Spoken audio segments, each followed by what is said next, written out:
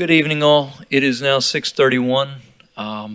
We are going to call to order the Parks Advisory Board meeting. I wanted to make a couple really quick announcements before we get started. I see a lot more public in this room than we normally see at any given Parks Advisory Board meeting, and I know there's some hot ticketed items on the agenda. If you wish to speak this evening, there is a sign-up sheet over by Miss Stephanie. And all those that wish to speak, please sign up so we know who you are and that you're here. We're going to make a minor adjustment to the agenda tonight in respect of the fact that we know one agenda item will take a lot longer than many of the others. We're going to shuffle items 2 and 3 up and shuffle 3 and 4 up and shuffle item 2 down to allow items 3 and 4 to move forward rapidly.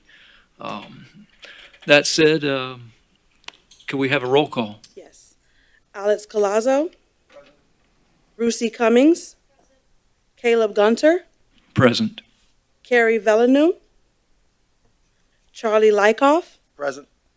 Darren Heitner. Deborah Rosenbaum. Present. Greg Martin. Present. Joanne Smith. Mariana Seiler. Mary Peliquin. Present. Steffi Pasco. Tangerine Moore. We have a quorum. Thank you. We'll start with the Pledge of Allegiance. I pledge allegiance to the flag of the United States of America and to the republic for which it stands, one nation, under God, indivisible, with liberty and justice for all.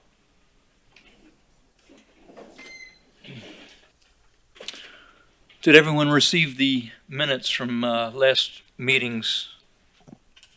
Yes. Yes. Has everybody had a chance to review them? Yes.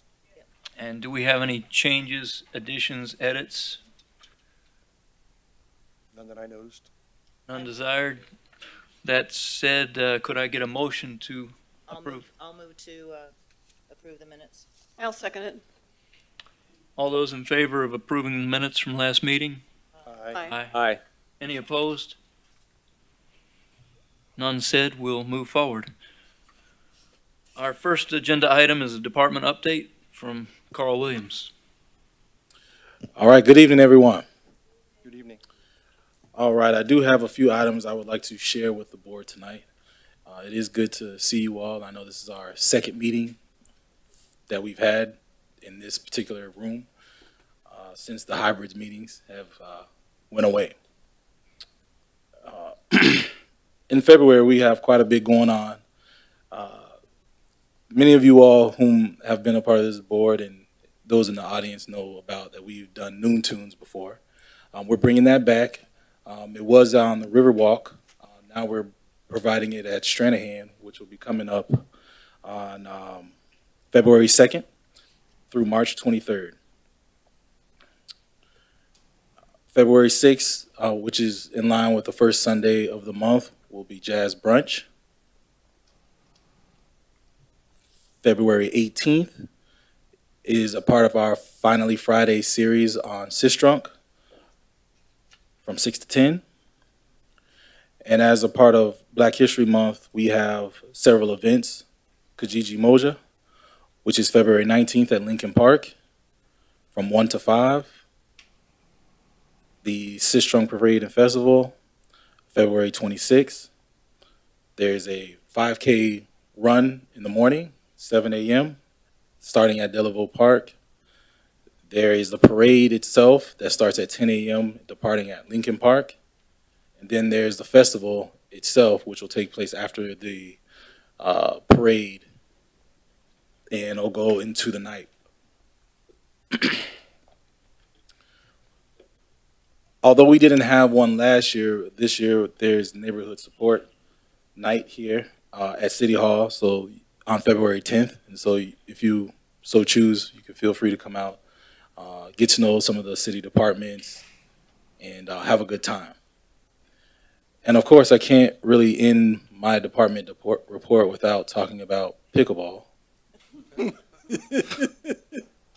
So many of you all know we've been working to include and increase our pickleball access to our park inventory, and Benison Park is another site that we are starting construction this week to include pickleball courts. And that's my report. Oh, there you go. You saw your shirts. The board does have shirts rather. So feel free We to don't want to see us Stephanie. in shorts. That would be odd. That concludes my report. Thank you, Carl. Any questions or comments from the board for Carl? Hey, Carl, I just want to congratulate you on all the holiday events that took place. I know you were in charge of the weather, but the holiday was fantastic around town. So congratulations to everyone on the staff. You did great. Got it. Thank you.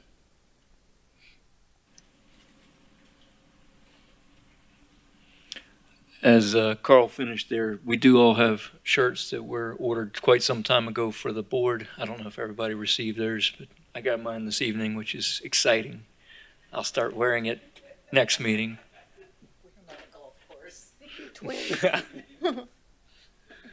Any other questions for Carl? That said, we're going to move to what was originally item number 3 on our agenda, the Colliers International update, market update.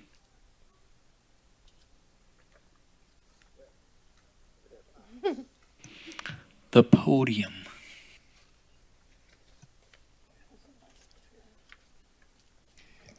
Good evening. Good to see everybody. It's long overdue. Again, Ken Krasnow from Colliers International, my colleague Brooke Berkowitz, and I have presented to you over the last couple of years that we've been engaged with the city to acquire more park space.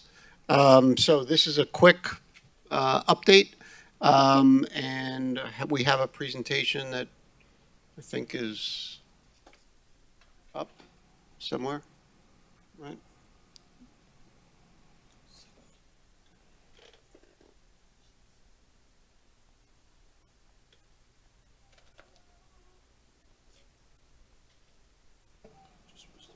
Perfect. Thank you.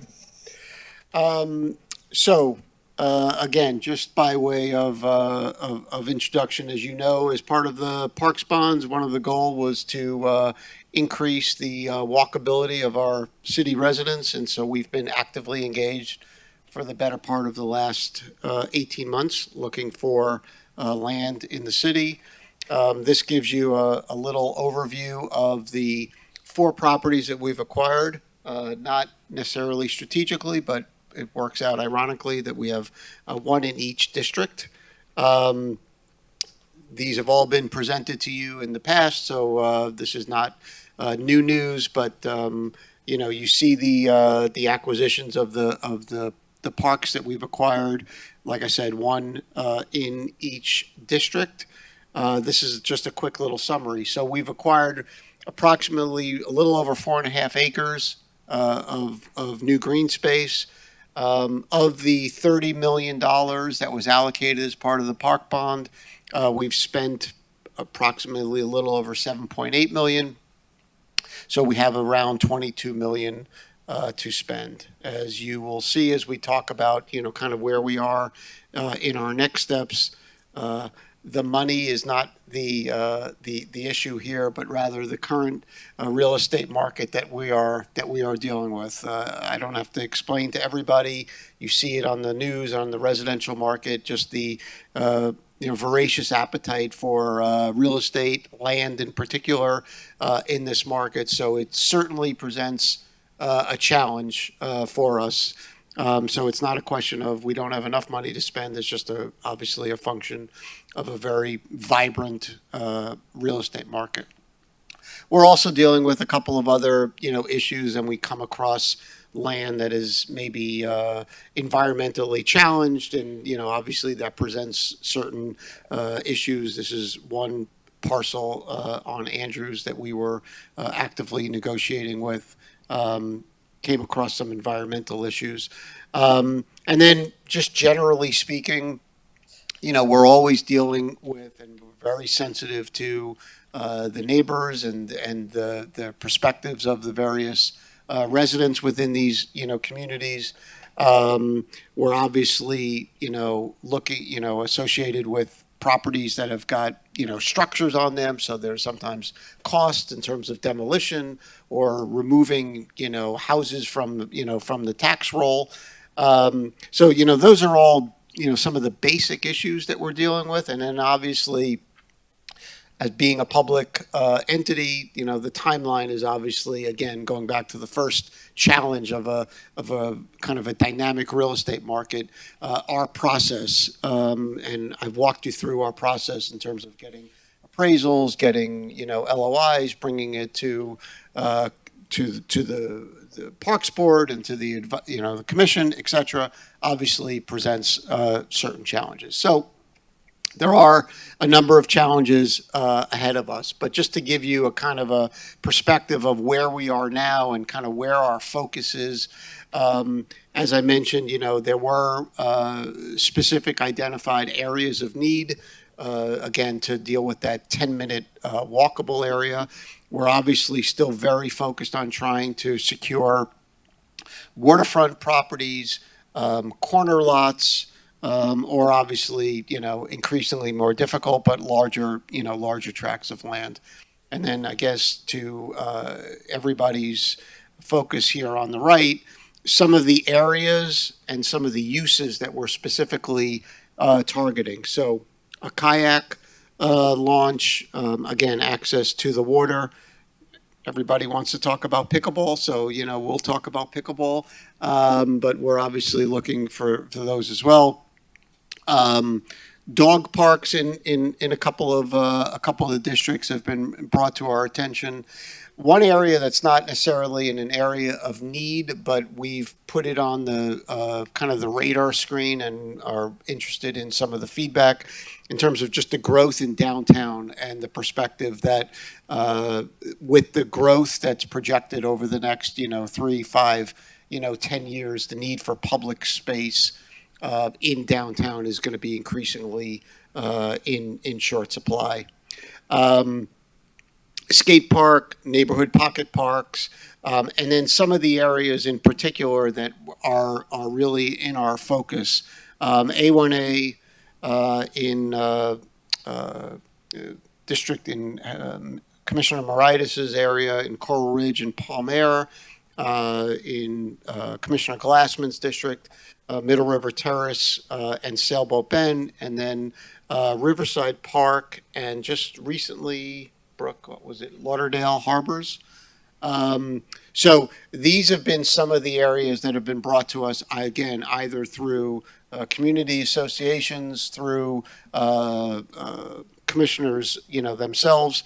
But those are the areas where we're, sort of hyper focused now as we speak, and some of the uses that we're talking about. So that is a quick update. I wish we had something very specific to talk to you about getting your approval. We're working on a couple that we hope to bring to your review shortly, but the challenges that we're dealing with. So happy to answer any questions, or you can get onto your agenda. I have a question. Sure. I've always been plugging for dog park on the barrier island, specifically the North Beach Village. Is that something that you've been looking at? Because this has been a conversation. I heard North Is Beach this on? Village. Is that? Is that on? Is it Yep, on? that works. Anyways, so I've been on conversation, back and forth for the last couple of years, and this doesn't seem to really get much traction. And I really think Barrier Island could use a dog park. There's so many people that, it's a very dog-friendly area, and I think North Beach Village is a perfect area for it, as well as the Gold Ocean Mile. So I didn't know if that's something that you have looked into and investigated. I think those are definitely areas that we're we're looking for. Yeah, because Yes. I had actually gone and scoped out North Beach Village for certain, like, little spot, little lots here and there, not necessarily waterfront, because obviously that's not gonna be economically feasible, but, spots where there's, lots there's a lot of trees, and so it's something Yeah. that I think.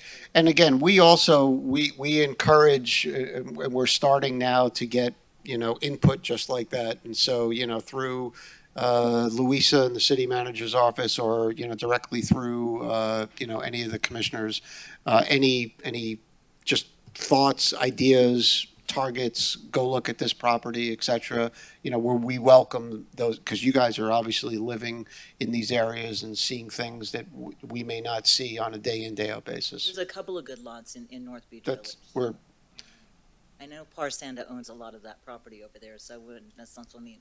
But anyways, it's conversation to be had. Yep. Thank you.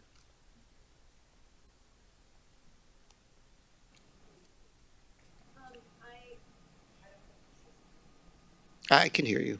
I don't know if anybody else can hear you.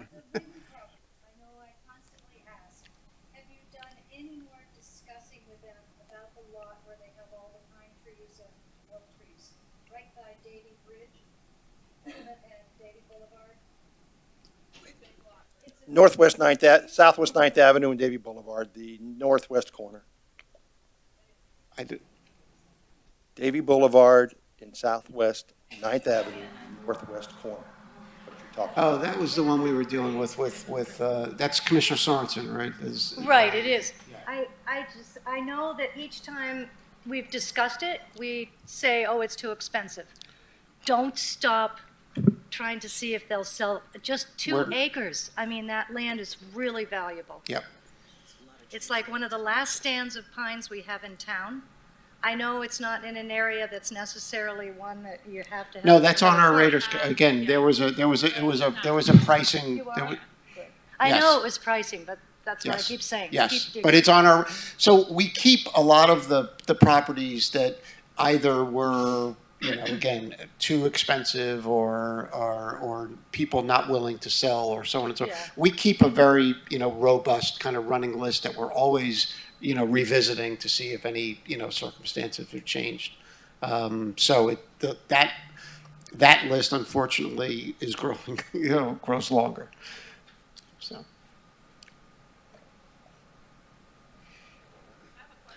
Ken, can you remind us the best way for us to send you ideas or thoughts, like Yeah. wherever these lots are in North Bay Village? What's the So- best way for us to do that? Louisa Agathon at the in the city manager's office, or through Phil, Carl, or through Parks. So if it goes through staff, then, we're able to sort of catalog it, and they can do some of their own internal due diligence. So, Carl, Phil, or Louisa are really the best, points to make sure that. So we can just send an email with an address or something? Yeah, we literally get, hey, I saw a sign, I see a piece of land that looks, and they, we have just a general area, we don't even have an address or a folio number, so we'll take anything. Thank you. Is that, Getting a lot of, how? Yeah. The contact. Yes, so I'm sure that can be made available to other people who don't know, but yeah, that's. Yeah, any kind of recourse with that, you could start with me and then I'll get with Louisa.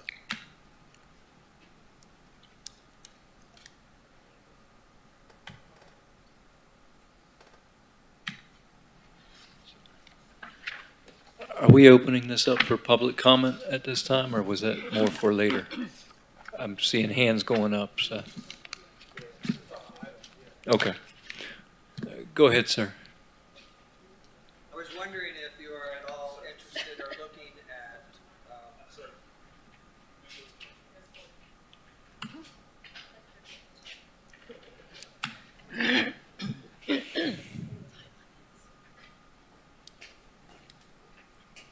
Hi, my name is James Labrie. I live in Poinsettia Heights neighborhood, and I am a member of the Poinsettia Heights Civic Association Board. My question is the organization, are you looking at any properties in Poinsettia Heights to purchase and develop into a city park at this time.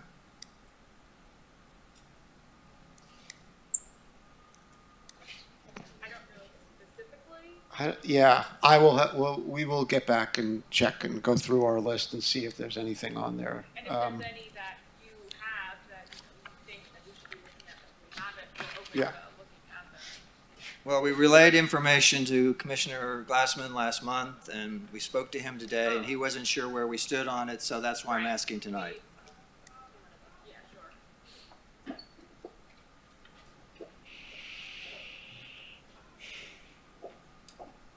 Brooke Berkowitz with Colliers. Yes, it's, I believe, the 1400 Northeast 16th Avenue property.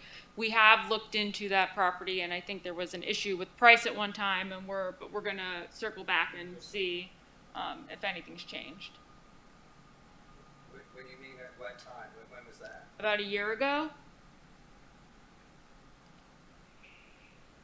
All right, thank you. You think it's gone down? I don't think so. I saw another hand in the back. I'm not sure if it was resolved. Who can they actually email a request or a piece of property to? That's me. C. Williams Give it- at yeah, Fort okay. Lauderdale.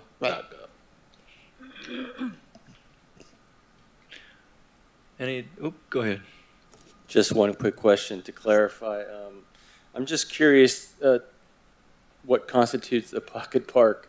Do we have any examples of something like a pocket park? Is that just like one parcel for a single family residence that gets turned into a park? Or Like the Coleridge.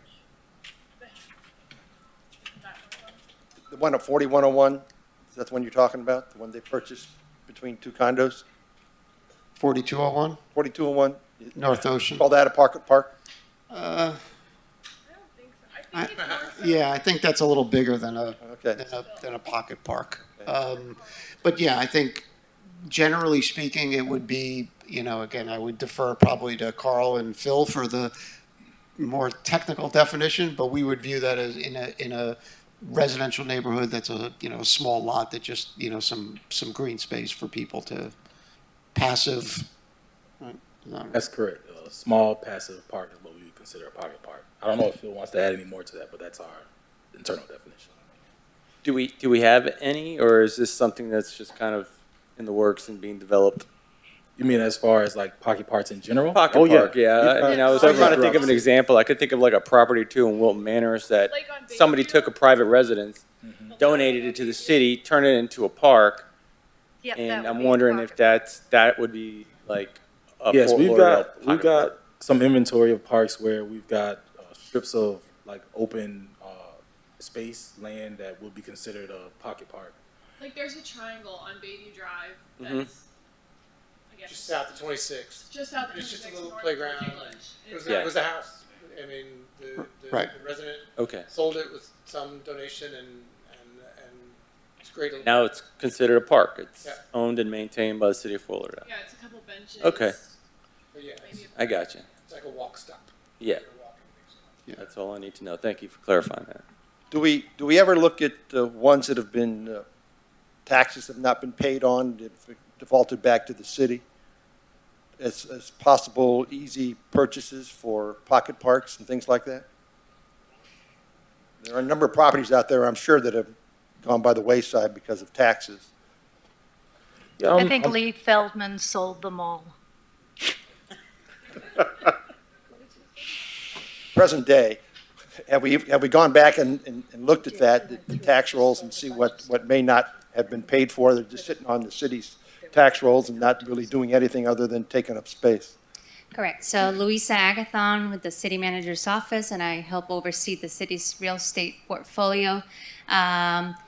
So there is a process in which the county actually gets is cheated properties. So they're the ones that hold on to them before they give it to us. So in the past 2 years, we haven't seen those come through us. Okay. So it takes a while, but we have looked at our portfolio. We've actually identified one of those properties that we were going to declare it for sale. and determined that it would be valuable to the city. So we're gonna take that property and take it off our books and assign it as a park. Okay, all right. Just seems like it would be an easy, not easy pickings, but, least cost Correct. kind of a thing. Okay. Charlie, I think your point's a good one, though. Just finding a piece of dirt that someone wants to sell is going to be expensive. I don't know if you've got REO properties or, foreclosure properties, list of those, but I think we're gonna be a little more creative in this environment than just trying to find something that somebody puts a sign on. So I think that's a really great idea. Yeah, we do. I mean, that's part of how because again, going back to one of the challenges in terms of the process, if we wait for a property to get listed, it's too late.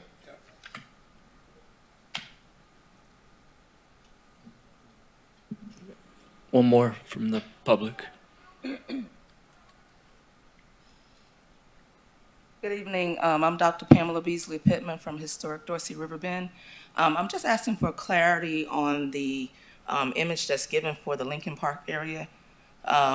If that could be enlarged, because it does not look like our area and I'm really confused.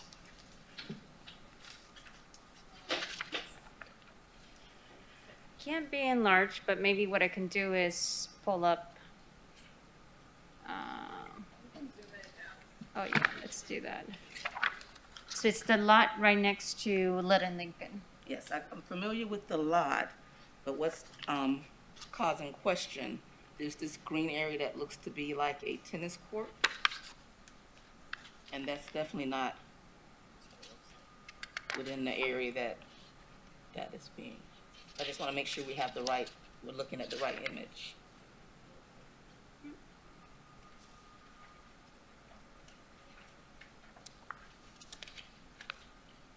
So it's just the lot right next to the Little Lincoln.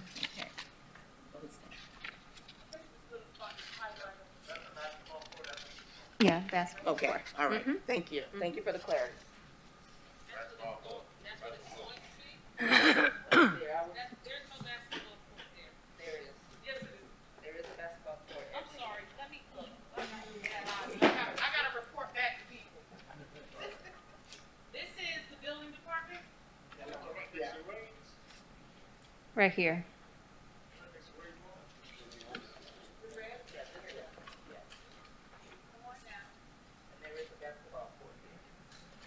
Oh, you're talking about here? Okay, so my question is, what is this here? Because you have this that used to be a park that's been blocked off by the city. So the people that Conjugate used to, now they're all over the place. So that is blocked off, and I know the city acquired that. So why is this the only section when you have this lot as well that you show lots? the properties that were acquired. This is already owned. owned by, So the Little Lincoln, which is the corner lot, was already owned by the city, and we purchased the property right next to it. so what's gonna happen with that whole thing there? So that will be a process through Parks and Recreation to determine how the park will be programmed. Oh, so if we wanted to know what was gonna happen with that area, who would be the contact person? Mr. Carl. Williams? Mhm. Yes. Cool, thank you. Thank you for the clarity.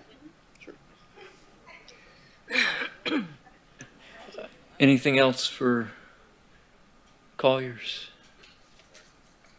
We'll move forward to the pickleball at George English Park presentation. Thank you. And we'll, as we make progress, will certainly be back in front of you to, get your input and your feedback. All Thanks right. again. Thank you. Thank you. Oh, thank you. Is that-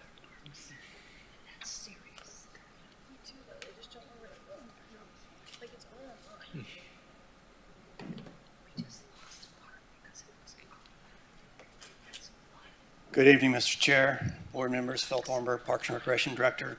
So tonight, we're bringing forward the idea of going forward with building 6 pickleball courts at George English Park. We've been talking about this for quite some time now.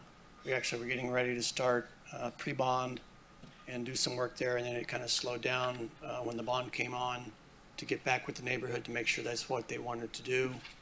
The neighborhood has reached out again and said they're interested in moving forward with the pickleball courts at George English. So staff went out and got bids.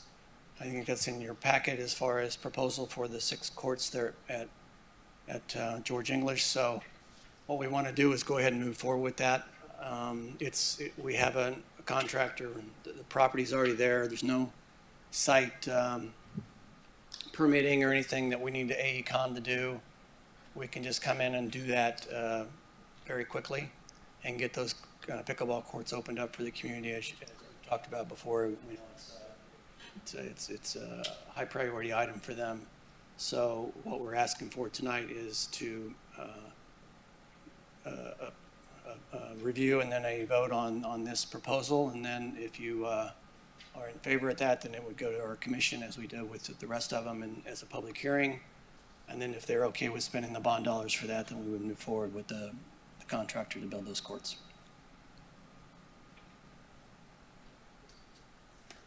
Thank you, Phil. Quick question. I just want to verify the $186,000.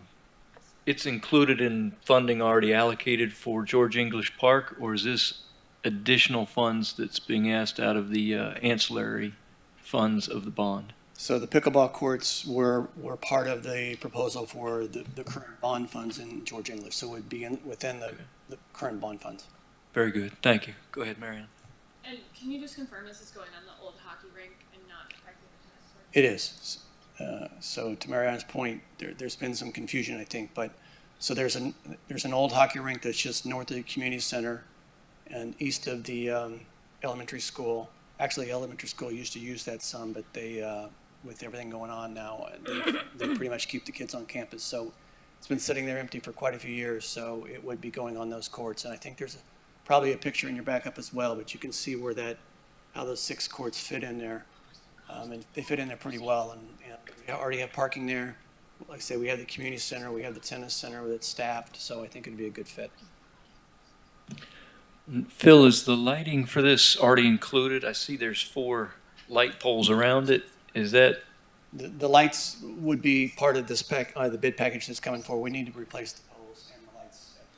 Those lights have been there for quite a long time, and they're Right, beyond. but it's refurbishing them, correct? Or is it something brand new? I believe it's brand new lights. Carl, yeah, I think they looked at to see if they could use the current poles, and they were beyond. I mean, it really wasn't worth it. So the ones they are proposing I think they're stainless, if I remember right, but it's So the aluminum or stainless. They'll hold up much better in the environment, and there'll be LED lights that we're going to move into LED lights as well. Right. Phil, So the lighting is also part of this this proposal that came in from FTC. Yes, so we're recommending the 6 courts, the lights, and with the aluminum. I think they were aluminum poles, if I remember right. The upgrades for the aluminum. What about upgrading the fencing to increase its longevity? The fencing is part of the proposal to install the courts. There's no fencing there now. It's just a flat piece of concrete. So there'll be fencing included to separate the courts and to enclose the courts as well. I can say that there isn't a week that goes by that I don't hear, why aren't there paddleball courts? Courts at George English, I'm in the park like 3 or 4 days a week, and sometimes I feel like I'm going to be accosted because people want pickleball courts in that particular place. And it was nixed a couple of years ago. It was really kind of a stupid thing that had happened. So I know that the neighborhood is really, not just a neighborhood, but just the pickleball players are all lined up to use that. I see them use one of the tennis courts at the very end that have pickleball lines in it. So it'll be much appreciated. That's for sure. I'd like to make Just a quick question directed towards Mary. I see we have a letter here from Coral Ridge Correct. Civic Association. You're on that Yes. association? And obviously the community wants the pickleball courts. Yes, definitely.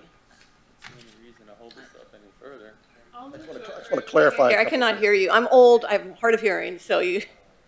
speaking of Can I the, clarify a couple things on the Go dollar ahead. amounts before we Go ahead. put a motion forward? Okay.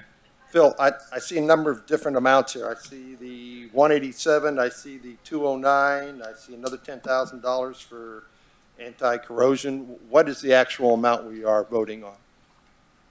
So I'll defer to Mr. Williams on that. The memo, the amount in the memo is not correct. So there was some, go ahead, Carl. Yeah, I'm looking at the proposal. The proposal has a couple different numbers on it. Yes, so I'll clarify that. So if you are looking at the proposal, some of these can be a little difficult to read, but they provide options within it. Right. And so if you look at the first three numbers that are bolded on the first page of the actual proposal, that's the total amount for the project. That includes the renovation or installation of the courts, the lights, and the fencing, for a grand total of $188,444. 188, And that's for 6 courts of pickleball. And the How much is anti-corrosion for longevity to save the lights from having to be replaced? in That's correct. years? Okay. Just want to make sure we're Yeah, there'll voting be a on the warranty. right amount for the right, yeah, there'll be a warranty on the Yeah. lights as well, and so we'll be good there. okay? But there was some confusion on the numbers in the memo that went out, so I would ask when the board makes their recommendation that they do state the correct number. Right, I was going to ask that. Could we get the exact number, because the memo we have here is still incorrect? Yes, 187,540 is what it says on the memo. The correct number is $188,440. Okay. Okay.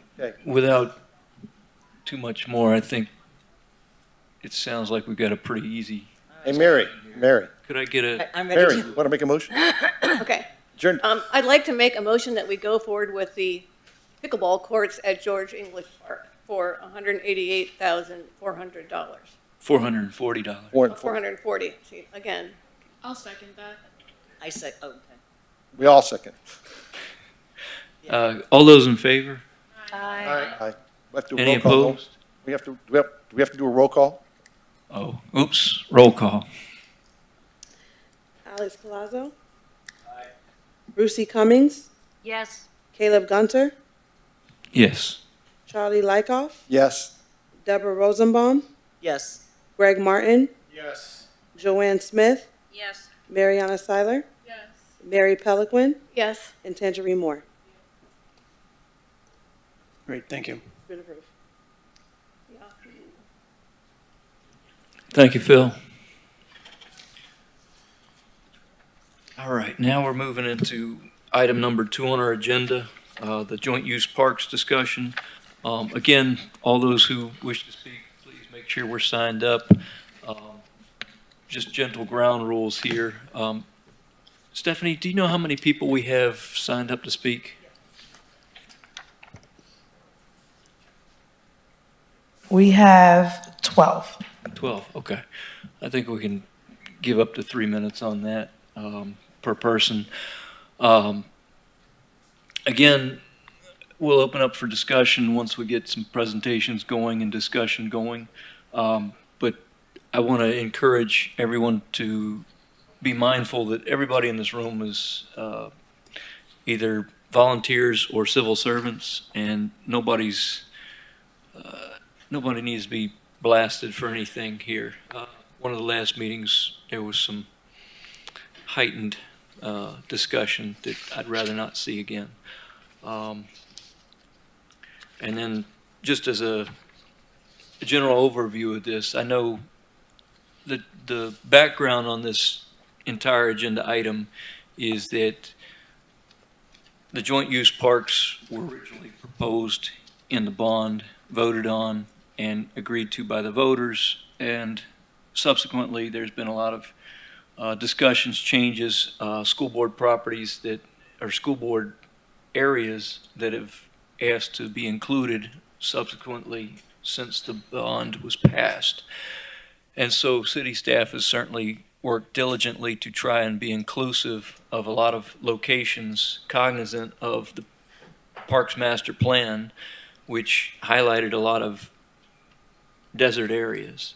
And so the inclusion there is a wonderful thing.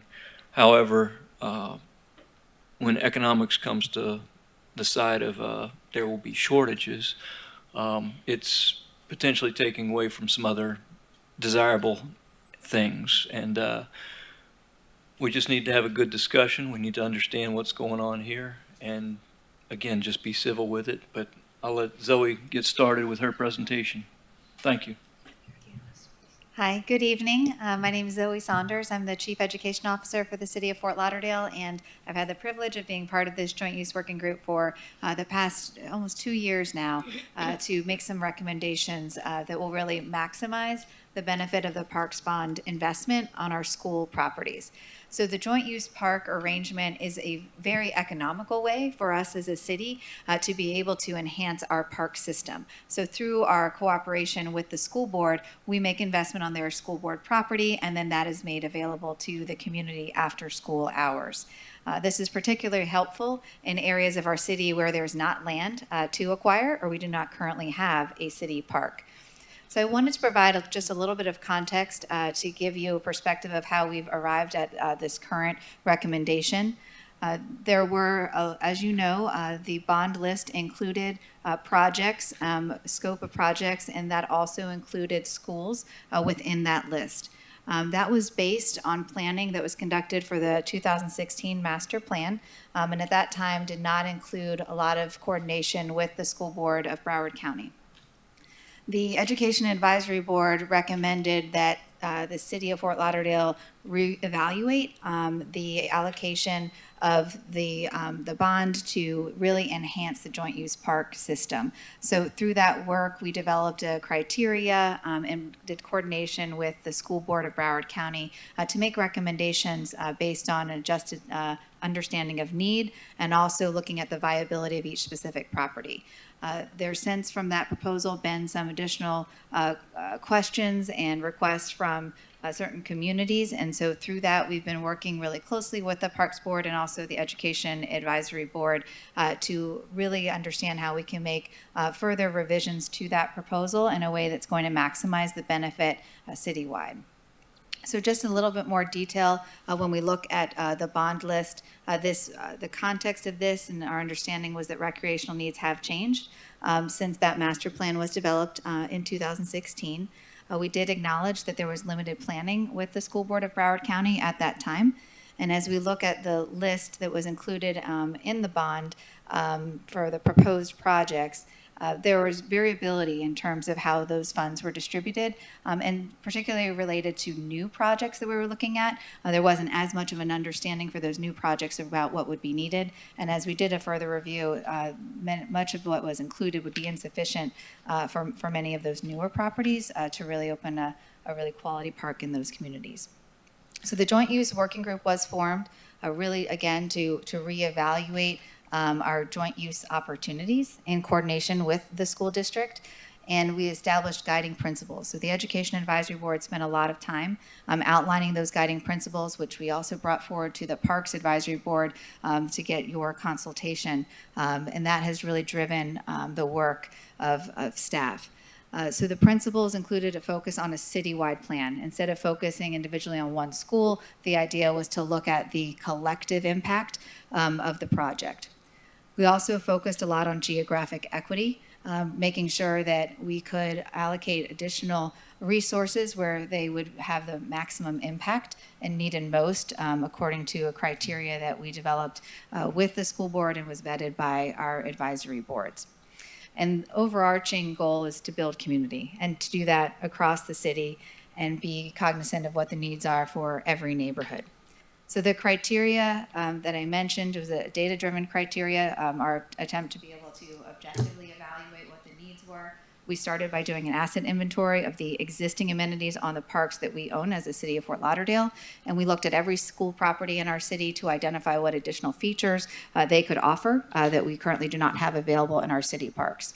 We did develop a scoring criteria and rated those schools based on community need and also the viability of the property according to the criteria of community access.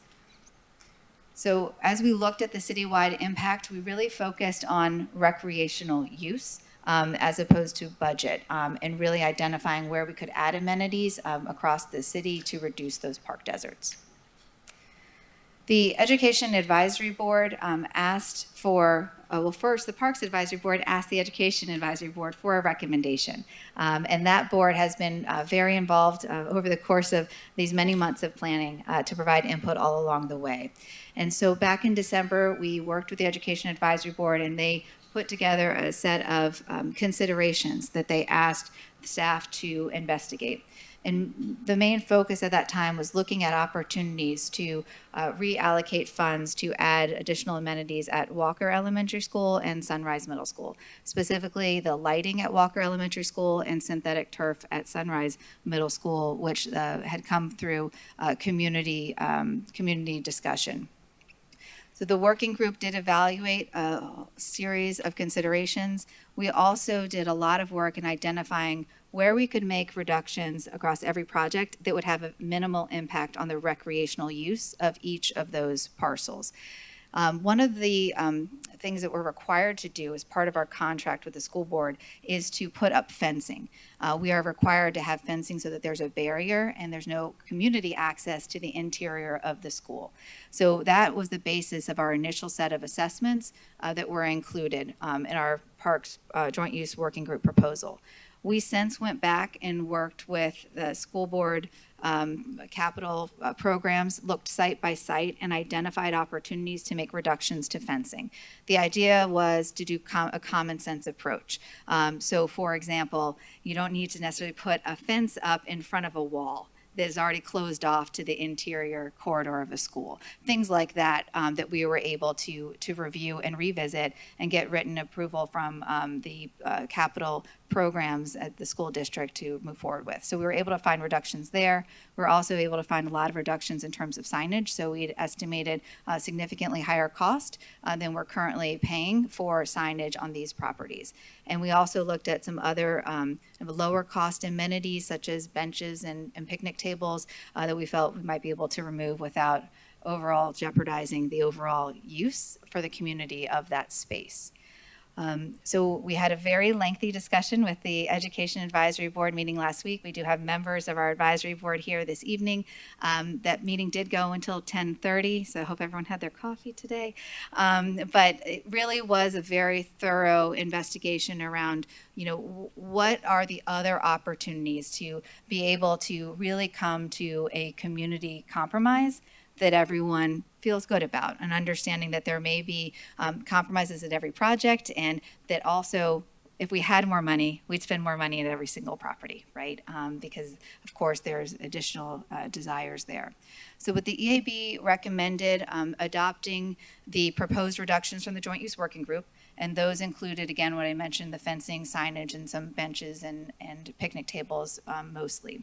And then they looked at identifying additional reductions to cover some of the additional expenses. So as a point of clarity, the reductions that Joint Use Working Group were able to propose were about $300,000, $301,000. The lighting at Walker Elementary School is $250,000.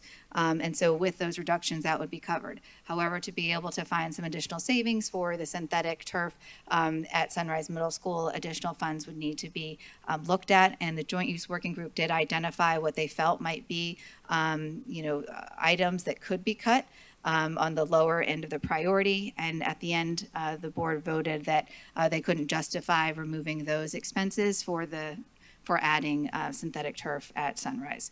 So in summary, and I'll allow the Education Advisory Board certainly to expand on that and for community input, the focus was really on looking at the recreational use for all these properties and taking an equity lens to try to maximize the impact citywide. So staff does support the recommendation of the Education Advisory Board based on the needs assessment and also that goal of maximizing the citywide impact. The proposal does add 4 new parks to our system. It enhances amenities in areas that are identified as park deserts, and it does make reductions based on revised need and also on site viability and in coordination with the school district. Additional considerations, just as way of background, we go into this conversation. The intent of the joint use parks is really to be a neighborhood park, not a destination park, really to make sure we have access for that 10-minute walk. The availability of joint use parks is important to understand. The majority of our joint use park arrangements these parks are available after school hours and on the weekend. There are 2 joint use parks that we have in our system, the city of Fort Lauderdale, that are available to the community uninterrupted, and those are Croissant Park and Lauderdale Manors. They are school board property, but they are fenced off from the school, so the community does have access to those parcels during the school day. So they really function in essence as a citywide park.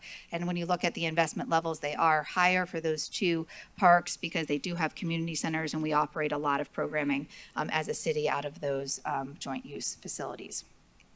A distinction between existing and new park considerations. When we reviewed the properties, we obviously had a better understanding of what the needs were for our existing joint use parks because we managed those and had a good sense of what those improvements were. Where you see some adjustments in our recommendations are largely related to those new parcels, as we've had a further opportunity to coordinate with the school board and identify what those needs are and what the opportunities would be for the community. Mentioned before, our focus was on the recreational use. How can we bring in these features to the community to support the high priority recreational activities from the community as opposed to focusing on the actual budget? We did focus on this as primarily being an initiative for neighborhood revitalization and also recognize the win-win opportunity to bring a benefit to our schools. There's been a lot of conversation around synthetic turf, so do just want to address that. As a working group, we did not recommend synthetic turf on any of the joint use properties. The reason being is that since the 2016 master plan was developed, there's been some additional enhancements in our city that have brought in synthetic turf at Mills Pond and Holiday Park. And from the recreational perspective, the need for synthetic turf to support athletic play has been met through those additions to our park system. From a school perspective, we struggled with recommending synthetic turf at one school over the other. Broward County Public Schools does not have synthetic turf on any of their middle or high schools. So this would be, the proposal included synthetic turf at Sunrise Middle School, which would be the only middle school. And as a, as a working group, and also the EAB had challenges being able to recommend that at one middle school, but not recommended at some of our high schools that are also opening up their spaces to the community. So all of these projects are contingent on School Board of Broward County approval. So we have been working alongside the school district and have a pretty good sense of what will be allowable, but I do want everyone to realize that all the designs will need to be approved through them. Lastly, I just want to acknowledge the level of cooperation across our city. The School Board of Broward County has been an incredible partner. They're really open to making these spaces available to the community. Our principals have been champions of this. They really see this as an opportunity to benefit their kids outside of the school day, and our neighborhoods have been really engaged. So you see so many neighbors here tonight. We saw a number of neighbors at our Education Advisory Board. It's just wonderful to see this level of passion in our community for this project. So I do want to thank all involved. I'm sure there'll be lots of questions that I can help clarify, but do want to open it up just for our Education Advisory Board to provide any further elaboration on their discussion. That through the chair. Thank you, Zoe. Dr. Zeman, please, we'd love to hear from the Education Advisory Board. Thank you so much, Caleb. I am Alan Zeman. I'm both the chair of the Education Advisory Board and the liaison between the AB and this board. Thank you. It's nice to be back. I'm going to be brief, and I'm representing the board tonight. I'm not representing my own views. My job tonight, as I see it, is to tell you what we did at the AB and provide some context of the process. Zoe thanked a lot of people. The person she didn't thank is herself. Zoe's worked on this for 2 years, nights and weekends, has poured her professional energies into this to understand things, and without her help we wouldn't have been able to evaluate all the things that we did in the depth. So we owe her a great apology. Where the hell she went? She always disappears when you give her credit.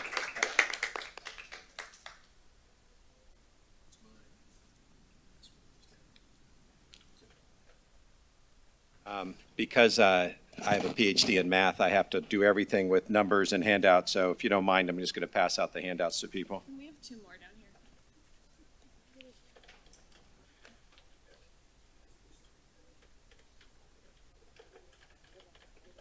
We have some more. Who wants one more? I'll get it to you as soon as I finish. It'll take me about 2 minutes to walk through. I apologize,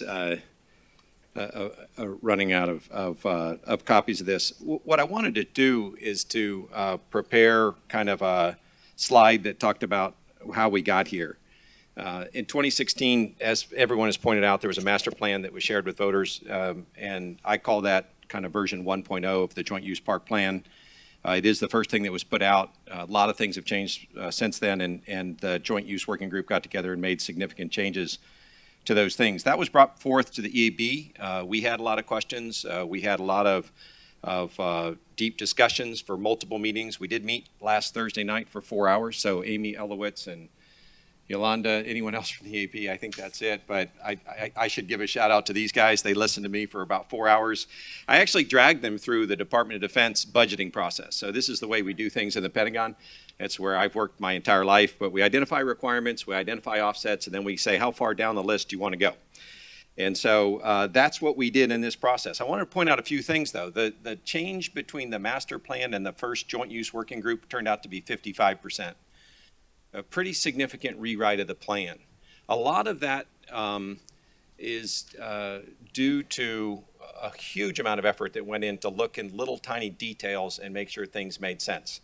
The use of needs analysis is an effective way to do that, but you should just know that that was a lot of change. Since then, the EAB made a 3% change last Thursday. We added walker lights and we took out some benches and bike stands and the like. And then we rejected another 3% change, which would have funded the synthetic park field at Sunrise, the other capital improvement that did not make it through the joint working group. So that's what this PowerPoint little presentation is supposed to indicate. I'm not a PowerPoint guru, so that's the best I could possibly do. The next sheet, which is the blue sheet, gives you the 4 different breakouts. And this is really an important view of what we have done. It's all centered around the budget that was approved for Joint Use Park, the $10,948,000. But you can see how things changed from the original master plan to the working group recommendation to what was approved by the EAB. So that column 3 is what we approved, and it's what I'm here to represent.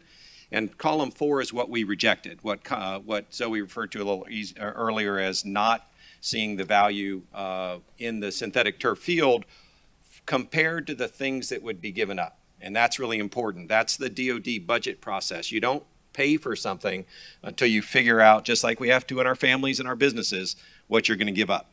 And so that's what this group does. The third piece shared for you is got an orange heading. That's the next page. And that was the prioritizations of things that were lowest priority on the Joint Use Working Group plan. So you can see we went down to the first green line. We agreed to take those reductions that are in the red line over there in the 7th column. That adds up to $250,000, which is the cost of the lights at Walker. And so we said, that's absolutely critical. Let's take those reductions and pay for it. What the board said is finding the additional $420,000 to pay to go from a grass field at Sunrise to a synthetic turf field at Sunrise was not worth what we had to give up. But I wanted you to see what we would give up. And so there's the list of things, everything from $100,000 at I call it a splash pad. I have 7 kids, so my English isn't all that good. I call it a splash pad. There's a better term for it. $175,000 reduction in equipment and pathways at Croissant Park and other things as identified on the list. The last thing I wanted you to have is the detailed specs on that 4th column. This is the list with the blue heading up at the top that runs 3 pages that's stapled together that says, these are the details. Can you pass this? Somebody wanted a copy of my gibberish, believe it or not? I'll take it. That is the details of what we didn't approve. And so I wanted you guys to be aware from that. The last thing I wanted you to be aware of is my nephew, Nicholas Zeman, has a birthday tonight, and I'm going to leave after this report to go celebrate with him and my sister. I'm perfectly happy to stand for any questions. Again, I'm not here to talk about my own view. You can go look at our minutes and see how I voted, but that's really not relevant. What is relevant is what did the board decide to do? And they went down that list and funded the $250,000 at Walker, and they took the reductions that the working group had found. The additional $420,000 reductions that would have been taken to fund the synthetic turf upgrade over the grass, by the board's view, was not worth what was given up. But they are identified there. Those were the lowest priority next $420,000 that would have been reduced. But by an 8-4 vote of the 12 members that were there last Thursday, clearly thought that the synthetic turf field was not as valuable for all the points that Zoe made earlier. This is the only place that it'd be in the county. And because it was in the master plan, there's some belief by some minority group of the people pretty much that the principle of if you promise something to people, you can deliver as much as possible. The only other point that came up is the capital improvement parts of the bond. And that's really about, bond money ought to pay for big stuff because you could always pay for little stuff down the road. But again, that's a minority opinion of the board. The board voted not to fund the synthetic turf field because it wasn't worth the money. It wasn't worth giving up the other things that would save the $420,000. So I apologize for leaving for personal reasons, but I'm perfectly willing to answer any questions about what the EAB did.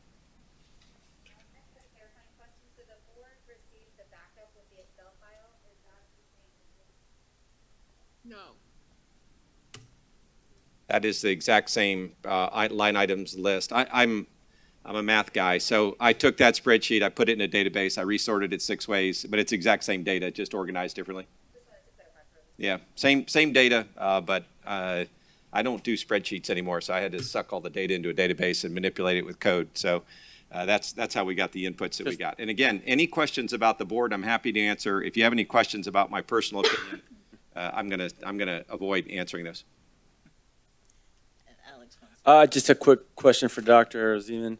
The data that you guys had from the meeting, as you guys know, I attended the meeting. I'm just curious to know, this spreadsheet it's the same data. I mean, everything, this is what you guys voted on, and pretty much this vote is what passed through, correct? So you guys were going back and forth. On the material I passed out, there's a green line across one of the sheets. Mhm. It adds to $250,000. All I did was sort These the are the same changes spreadsheet. that were made to this. I just sorted the same spreadsheet. The Okay. 250 that was taken is above the green line. The 420 that was not taken and not applied to the synthetic field, those lowest priorities are the next things that are shown there. So it's just a resorting of the same data. What I thought the Parks Board might like to see is what were we voting to keep in so that the synthetic turf field would not be built. And that to me is the most fair representation. To make a complete representation to you, I felt I had to show you what we did give up to pay for Walker Lights and what we did not give up to pay for synthetic turf field.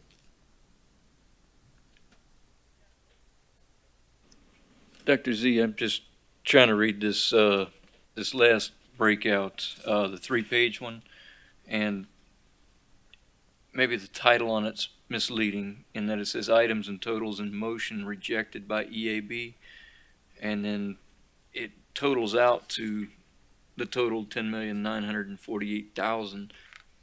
Did you reject all motions? Or? No, that's a poor title. Again, that is the list of things that had the second motion passed to fund the synthetic turf field, and the $420,000 of low priority reductions had been taken. That's the net result.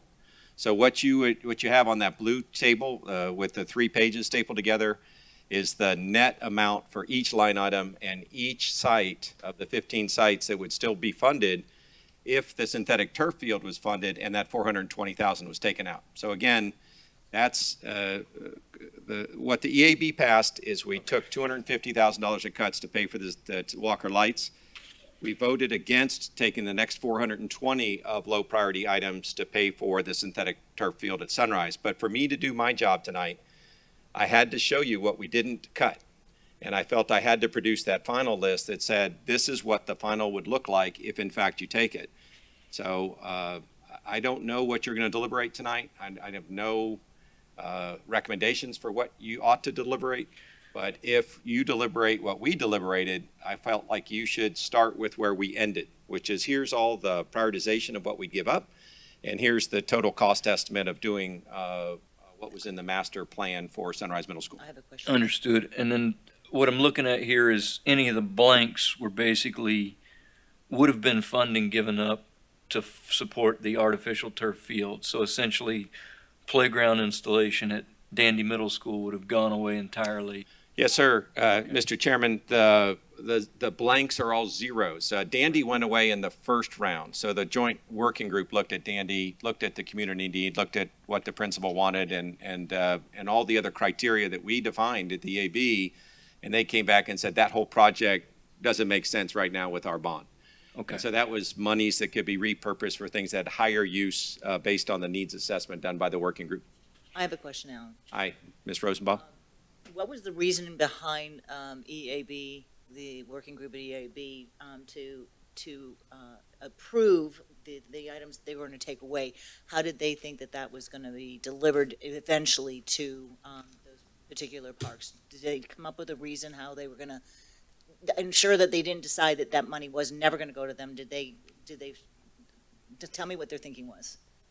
Like, did they think that the maybe parks would subsidize these areas? Yeah. Let me ask your chairman a question real quick. Would it be okay for me to characterize discussion that happened, or if you prefer I don't do that, I won't? It's difficult for one person to summarize what a group of people thought, but if you want me to, I'm happy to answer by summarizing what I think the group felt, or I could tell you factually what they heard. Would that be okay? If we could keep it summarized, it would be ideal, obviously. I'm late for a birthday party already, Chairman. The discussion points about the first $250,000 were things like a picnic table and a bike stand and other things can be funded out of other resources, not a bond. That a bond absolutely has to fund capital projects. You'd never get that much money again to do it. But the board drew a line on where that made sense to them. Again, the value of what was on the table, and this second motion was for synthetic turf field, versus the value of the next $420,000 of low priority items. The view of our board was that the value of synthetic turf wasn't as great as the next $420,000, but the discussion I think you're getting to is that was around what do you use bond money for? You don't get bonds very often. You don't get to go buy, the tunnel project, which, is now more expensive than ever. You don't get to pay for the big things at Holiday Park and Carter Park, where I grew up playing, by the way, as a resident in that side of town. So that was the discussion. But again, there was a cut line on that, just like there is in all these things. This is $11 million with over 100 line items at 15 different places. It's very complicated to compare a feature in one part of the city in one school with another feature at another part of the city in another school. And the board spent 4 hours reviewing it, and their cut line was, we'll do 250, we won't do the next 420. I hope that answers your question roughly. Yeah. I'm nervous about characterizing the board's opinion because it's made up of 12 people that night. So a lot of them had things to say. A lot of them didn't say much, but they all voted. And so what we know is what they voted on. Not sure that I would assume to know what they were thinking about. What was the vote? 8-4? I think so. Am I right? Yeah. I think there was 9-4, so we have I'm sorry. It was 9-4 officially. I didn't hear the one on the vote on the phone, and I'm the chairman. I should have been paying attention. Just before you leave, because I just want a point of clarity. So the Excel spreadsheet that they have has lists the same reductions that the EAB voted on. You've provided an additional list that is identifying some of the other possible cuts that the EAB considered. The list that I provided was the cuts proposed in the second motion that failed. So if you go down the prioritization list established by the EAB, that was the next $420,000 identified in the motion. That failed 9-4. Again, to report what we did, I felt I needed to give you the details of those items on there. You deserve that. But the one that we got prior to tonight. This one, that's what you guys passed 9-4?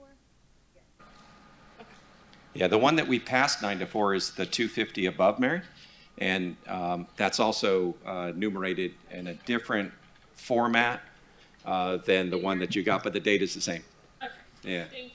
I just want a quick clarification. I know Dr. Zeman is in a hurry, and I know that we're going back and forth because we have several different paperwork here. But just to clarify, this is what was actually cut, and this blue page was a motion for what had a motion on it, but ultimately stayed, correct? Alex, that is correct. The blue 3-pager stapled together represents the next 420,000 applied against those line items. That was the motion that failed. And again, just to be complete, I wanted to make sure that you had that list plus the $420,000 itemized list in an order that you could look at it and make your own judgment of it, if that becomes a discussion point here tonight, and also for you to see the $250,000 that the EAB already said do that. Part of my reasoning is I think the Parks Board and the EAB have established a very good working relationship with what we're doing, and I want to fully report what we did so that you can start with that prioritization. If you want to do something different, we are handing you the Education Board Joint Working Group kind of recommendation of priorities, and you can use that instead of having your own 4-hour meeting to go through things you might want to add and what you'd have to give up times 124 rows of a spreadsheet. So I think the prioritization is sound. The EAB's opinion was we'd go to 250 to pay for lights. We would not go to the 420 in addition to that to pay for the synthetic turf field at Sunrise Middle School. Yes, sir. So we dropped the synthetic turf at Sunrise Middle. One item. How many items did we gain for that one item offhand? So the trade-off. Mayor, can I borrow that list just for a second? Who's all All of right. this? So what is, let me just tell you, and I did a pivot table on this so that you guys could have like summaries of it, but I didn't want to bring a 5th attachment. But you can see on the list that has the 2 green lines, Jim, excuse me, yeah, there we go. Those things in the reductions category were not taken by the EAB. We rejected those things. That is benches, bike racks, picnic tables, signage, playground, 100,000 of water playground replacement, 175,000 of a walking path and outdoor fitness center at Croissant, site furnishings, path, resurfacing of 1 basketball court, walking trail, site furnishings, and you'd have to take those 2, 4, 6, 8, 10, 11 things In order to pay for the 420. to pay for the 420. Again, I wanted you to know that because if it comes up in discussion here, I want you to be fully informed so you don't have to go back 3 months and redo all the work that we did with city staff on prioritizing what would be taken out if, in fact, you want to add back a capital improvement project. Okay, thank you. To clarify what we gained, I think that's the Rock Island Elementary, Thurgood Marshall, Dillard, and Harvardale. We gained those 4 projects, and again, that is Zoe and Enrique and the rest of the working group, like literally doing retail analysis, sitting down, talking to principals, assistant principals, homeowners associations, and all that. What's remarkable about this is at the end, there were 2 big issues left over. Out of 124 lines, there were only 2 issues. There was 3% that the EAB, I think unanimously we voted for the lights, right? Okay. So unanimously 13 to 0 or 12-0? 13, thank you. 13 to 0 to do that. And then we rejected 9-4 going beyond that to pay for the synthetic turf field at Sunrise. Got it. Thank you. Thank you. Mr. Chairman, is that sufficient, or do you need any more detail from your humble chairman of the EAB? I believe you've spread this out pretty well. Some of us are still trying to eat it, but I think we got it. Thank you, sir. Thank you. Thank you, Alan. Before we open up for public comment, does the board have any discussion on this that we want to? I think we should wait until after then. Okay. All right. Caleb, can I ask a question? What is our ultimate role here? Are we going to be asked to? I believe we're voting Confirm this? on a recommendation to Of the what city they- commission. What they, A recommendation from the board, whether we affirm what the Education Advisory Board made as a recommendation, or whether we listen to public comment and there's something that sways our decision-making one way or another, all the way back to the original bond plan, up to, oh my gosh, this never came up before, maybe we rethink this all, who knows? Greg, if, we don't have to accept what they sent to us. We don't have to We can- accept it. We can actually It was- embrace the entire thing if we want to. sounds like a lot of power. And then the city commission. So you said tonight, we can make a motion to accept the EAB's recommendation on dismissing the turf at Sunrise and taking care of the lights at Walker Elementary. I think it's a bigger, it's the whole deal. Entire project. Much whole larger. entire deal, It's the the whole whole thing. packet that they, We In other can words- reject their recommendation and take the entire, right, or take the whole package that they're submitting to us. Correct. Because I agree, Sunrise doesn't need turf, but we need to allocate those dollars to other parks that need to be allocated the right way. The equity can be spread throughout the other parks. Understood. There's a lot of discussion to be had, so we'll open it up, allow the public to give their thoughts on what has been presented, and then as a board, we'll discuss and provide the commission our best recommendation. Do we want to, I know it's a big list, so I don't know if we just want to call names off the list one by one, give each person their 3 minutes, Yes. and then we'll move Caleb, I forward. just want to say a few words before we open it up to the floor, if that's all right. Fire away. Oh, yeah, I also have a statement from Carrie, who emailed something tonight. At some point, I need to read this as well regarding this agenda item, so. Alex, I thought we would wait until then. Yeah. You want to let the, Let's let them the speak. public have their. okay, their sounds moment. fair enough. Absolutely. I will read the names, and if you can come up to the podium, please. Jonathan Bennett, following Dr. Pamela Beasley Pittman.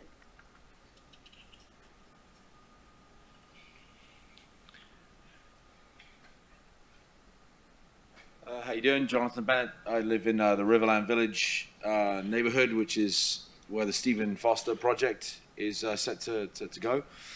We have 0 parks in our neighborhood in Riverland Village. We have 0 commercial buildings, storefronts, everything you want to do, you get in the car to do. So the neighborhood really likes the project. It's a great use of the land. Stephen Foster was built in the 1950s. Most of the school is the original building. Since I've lived there, I've gone through 2 school board bonds. The cafeteria and administrative building was supposed to be replaced on the first one, never happened. Second one, they downgraded it to a renovation, still hasn't happened. Obviously, in terms of the school, that's a really important part of the schools where all the kids gather for any school event. So when this project obviously was introduced to me, there's when they removed the kind of the dilapidated kind of mobile classrooms, it created this large field.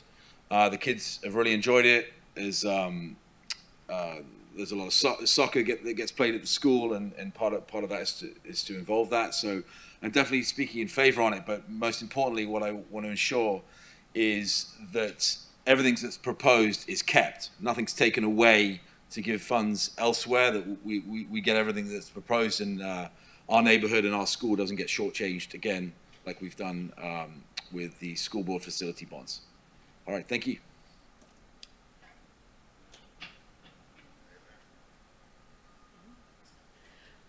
Dr. Pamela Beasley Pittman, following Wayne D. Pittman. Okay, thank you. Good evening, everyone. Again, I'm Dr. Pamela Beasley Pittman. I live at 500 Northwest 19th Avenue, Fort Lauderdale, 57-year resident of the city, president of Historic Dorsey Riverbend Civic Association, and I am speaking on behalf of our community. We are advocating on our neighborhood parks for North Fork and Walker Elementary. We do understand that no site received everything initially requested or offered through the bond opportunity. However, as of this date, we know that both North Fork and Walker have had line items funding from the original plan taken away. And yet additional reallocation is suggested to balance the budget to ensure a $1+ million to be awarded to Sunrise Middle. Early on in the process, information was shared with the communities about the grading point system that would be utilized. This point system revealed that North Fork is deemed deficient in every category. North Fork was identified and rated as the highest park desert in the city. Our community requested, our requests are reasonable and are in line with the needs for our community. At Walker, the request for the lights is a safety issue and is essential to the community as the park is used 7 days a week until the night closing of the park. At North Fork of the New River is the home of North Fork Elementary. For years, planting of mangroves along the banks of the school backyard was an activity that the students and the community participated in our community as an effort to help restore the river and to make it more pristine conditions.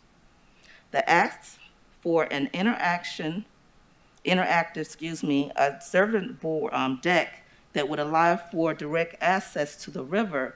To date, the students and the community have no access to the water without physically gaining permission to go through a neighbor's backyard.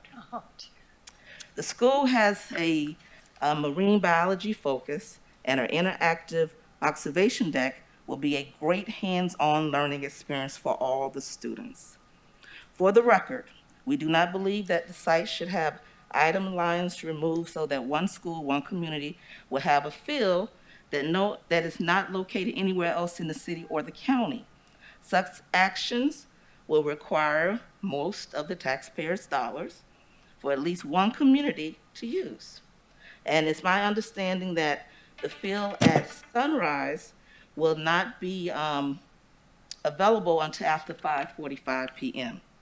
The neighboring communities cannot use the regulated field because it requires special maintenance for player safety. Please explain to everyone how this one community will have access to a natural field and whether it will be deemed equitable. Our recommendation, focus on the need of the whole city, make a motion and vote to remove turf fields from all plans of any projects. Do not use the funds for such a field. No district is receiving all the initial things asked for. The citizens of this city voted in good faith that the funds allocated from the bond opportunity will be awarded without partiality or entitlement. Thank you.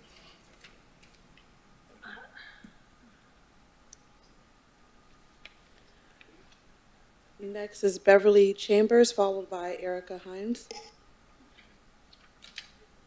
Can we ask them questions? We ask some questions in between? No, I don't think so. No, I don't think so. Yeah. No? No? Okay. No. Okay. There's like a rule. I'm sorry, Beverly Chambers will pass, so will Erica Haynes. And Adriana. We thought we were signing in. We thought we just had to sign in. It's okay. No I worries. did have a question though. Could I ask a question? Yes, please come to the podium.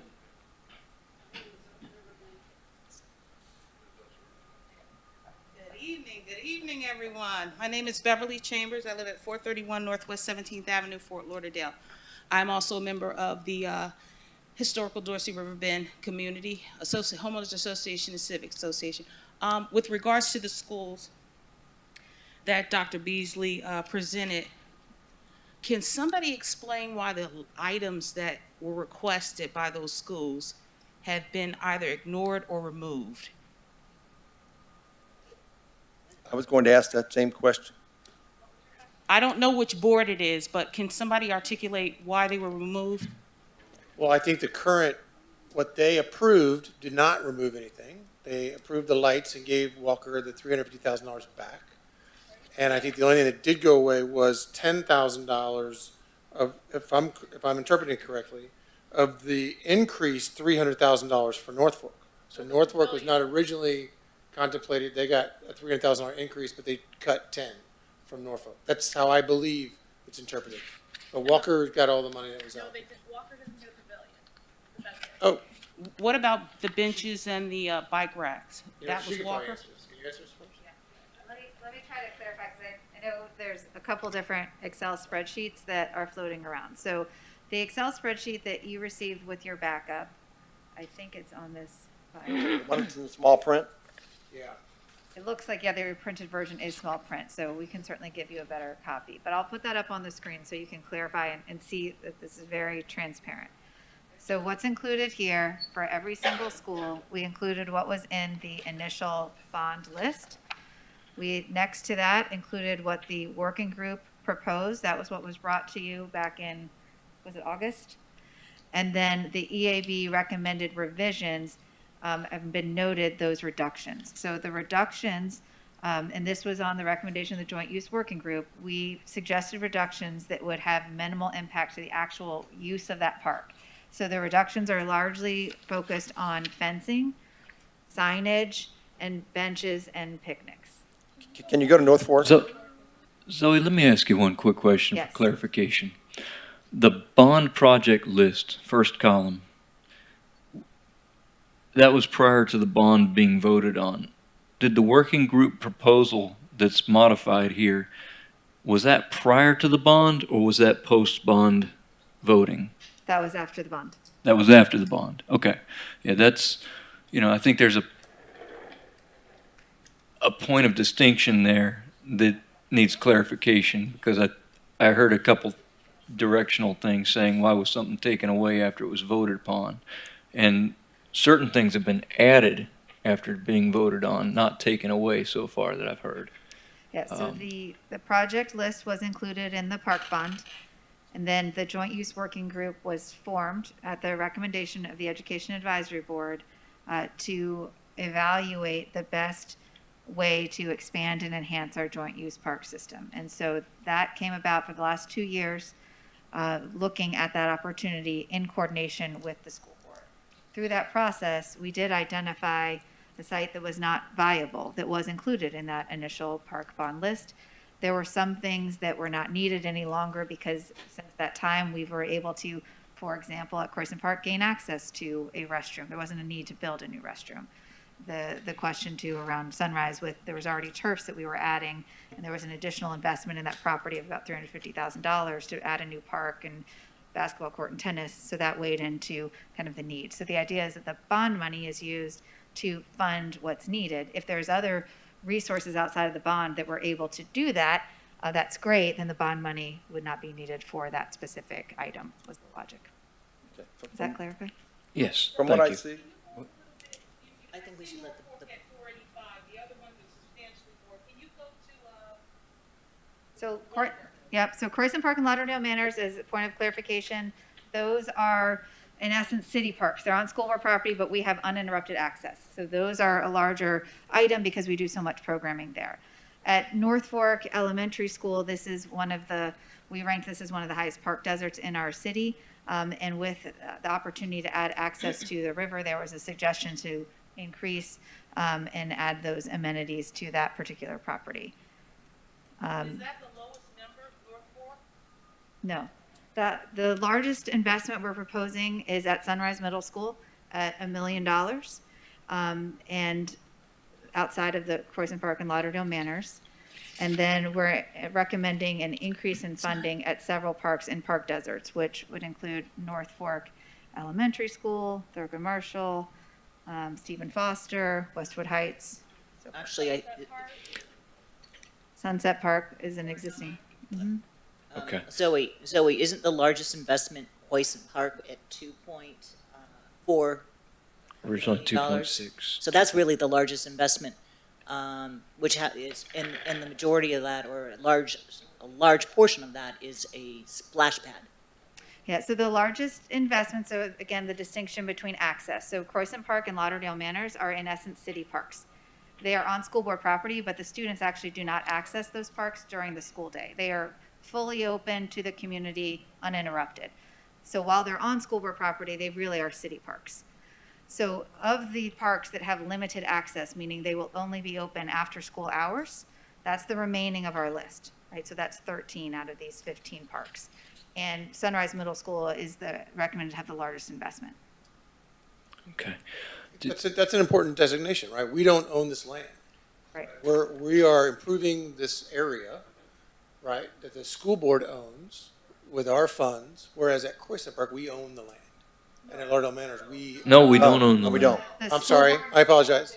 No, so the school board owns the land, but we have a unique relationship for that park. It's actually fenced off from the school. It's just a So function of being able to be there at 10 in the morning. yep. That's the deal. Right. Got it. So it functions as a city park, but it's on school board property. And we did receive the question of why are we including Croissant Park and Lauderdale Manors as part of this evaluation? And the reason being is it's school board property. And so we were looking at any opportunities to maximize the benefit of these funds should there not be the need for certain features that were already set aside for Croissant Park and Lauderdale Manors. Thank you. Did we have more Can I? speakers? We do have, in the last presentation, the original working group presentation does show you the difference in terms of the 4 that we're proposing as new, the increases based on the park deserts, and then the proposed reductions. So that is in another presentation. If that is important, I can bring that up. Right. And it should be in the minutes from last meeting. Right. So to address the Walker and the North Fork, what I see, I want to make sure I'm seeing this right, is they lost their $10,000 for the benches at North Fork Elementary. And then they lost the pavilion at the Walker Park, but they got their lights back. Correct. Right, those are the 2 things that I see. And the conversation with the EAB was the lights would extend the use of the park. Right. And for security reasons, it's definitely needed from what I hear tonight. Correct. Okay. Next will be Amy Lee Elowitz, followed by Yolanda Francis.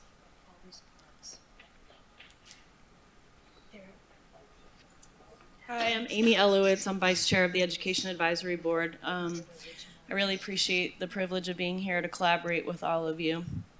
I did put my name down really just intending to sign in, but because there's so much misunderstanding, stop me if you don't want to, if you understand what I'm already going to say. But so we've spent over 2 years focusing on equity in education.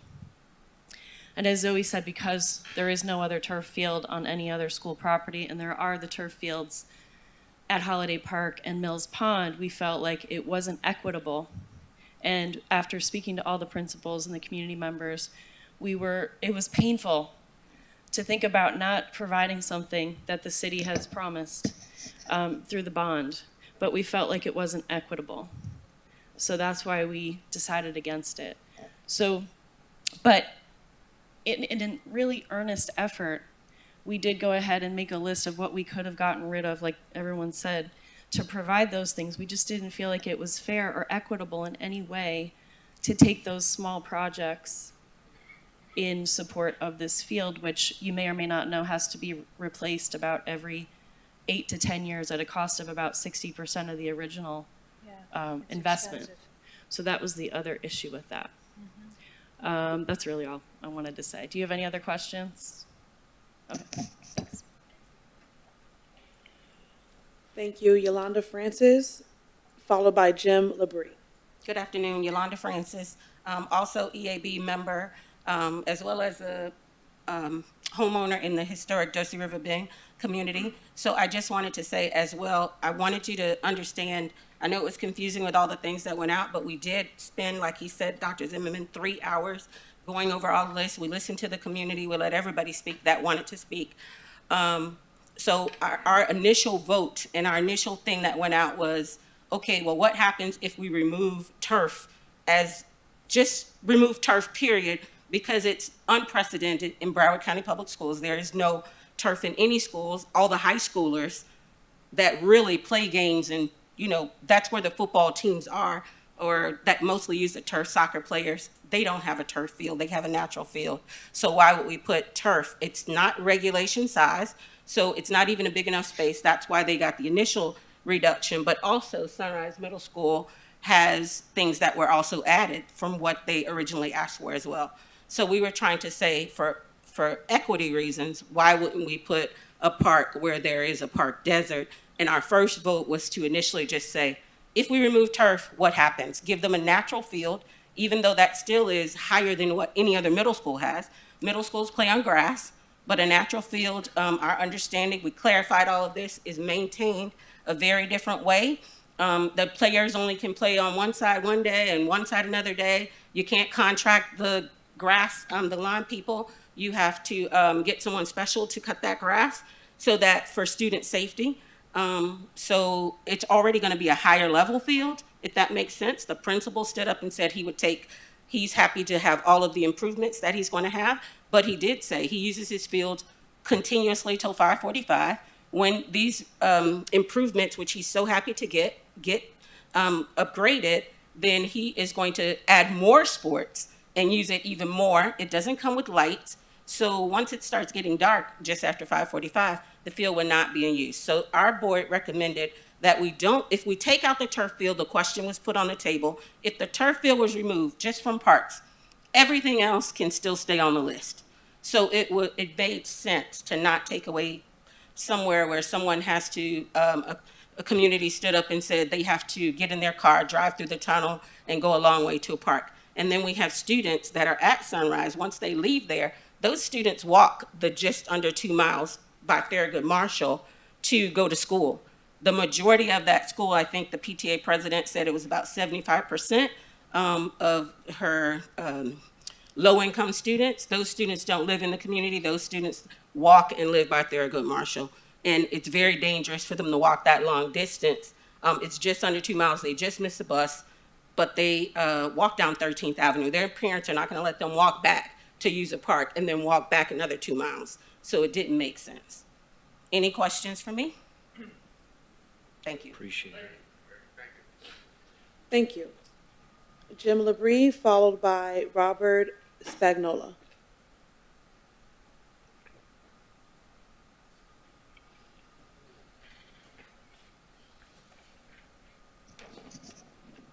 Hello, I'm James Labrie. I live in Poinsettia Heights, and I am on the Poinsettia Heights Civic Association board. A lot of great discussion tonight. And I want to make it clear from the beginning, I'm not against schools, okay? The City of Fort Lauderdale's Education Office, the Education Advisory Board, and the Joint Use Program Working Group chose to disregard the language of the 2018 park bond that specifically stated $1.7 million would go to the Sunrise Middle School. Bond language is what the voting public reads, evaluates, and responds to when making voting decisions. The bond passed because people said, yes, we want this. The EAB speaks about achieving equity, but in developing the process to seek equity, they have instead created several winning neighborhoods and one losing neighborhood, that being Poinsettia Heights. As it stands now, the EA proposes the $1.9 million in needed new funds to come from the following 4 schools. $675,000 from William Damdy School. This is 100% of the designated funds for this school. However, this school is located across the street from the city-owned Oswald Park, which is getting $3.18 million in park bond improvements. $200,000 is coming from Croissant Park. This is 8% of the designated funds for this park. However, Croissant Park, as has already been said, is getting $2.42 million in park bond improvements. It was originally proposed that $300,000 would come from Walker Elementary, which was 45% of their original budget. However, all of these funds, at least for the lighting, the $250,000 that we've talked about tonight, have been found and have filled that gap. So Walker Elementary is getting their lighting in this proposal. To get to that, though, as Ben has also discussed, other schools and other items at other schools were eliminated, such as bike paths and resurfacing and pathways and bike racks and benches, etc.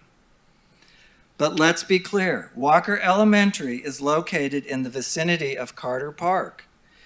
Carter Park is getting $13.6 million in park improvements. And I'm not saying Walker doesn't need lights. I get the lights, but if you think about park deserts, Walker Elementary is sitting in an area that is near Carter Park. $725,000 was pulled from the Sunrise Middle School fund. This is 40% of its designated funds, and Sunrise is truly located in a park desert. In other words, there is no city park in the area within a 10-minute walk or without having to cross over a major thoroughfare. The EAB made no effort to find additional funds for Sunrise Middle School as they did for Walker Elementary. Again, I am not against any schools getting funds. God knows we need it. The county board, school board, it was nice to hear they gave them the teachers' raises, but let's face it, the physical plants need help. But we have to remember this is a joint use program. So there needs to be a benefit to the school and to the community where the school is located. So this is where the concept of park desert comes in.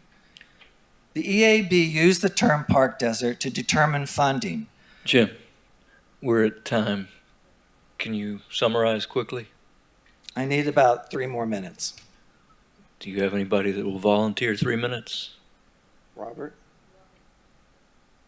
Thank you.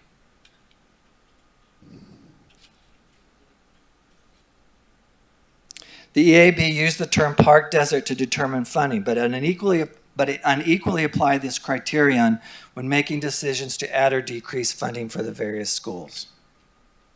As an example, Rock Island Elementary and Harbordale are both proposed to receive new, not contemplated before, joint park funds, but neither of these schools are in a park desert, Bass Park and Harbordale Park respectively. Additionally, look at Virginia Schuman Young.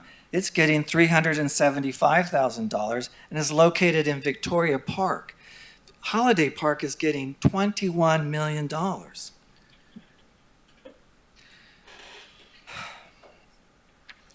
Based on these comments, I believe that the EAB process was flawed, and the plan they are proposing is not equitable, and it does not build community, but instead has resulted in pitting neighborhood against neighborhood. Sunrise Middle School and the Poinsettia Heights neighborhood are located in a true park desert.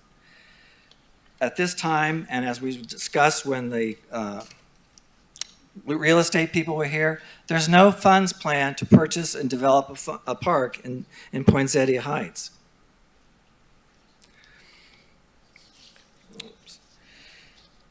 Let me just finish quickly. This park, the improvements at Poinsettia Heights is going to be the only opportunity to have a park in this neighborhood. We're not going to get any other money.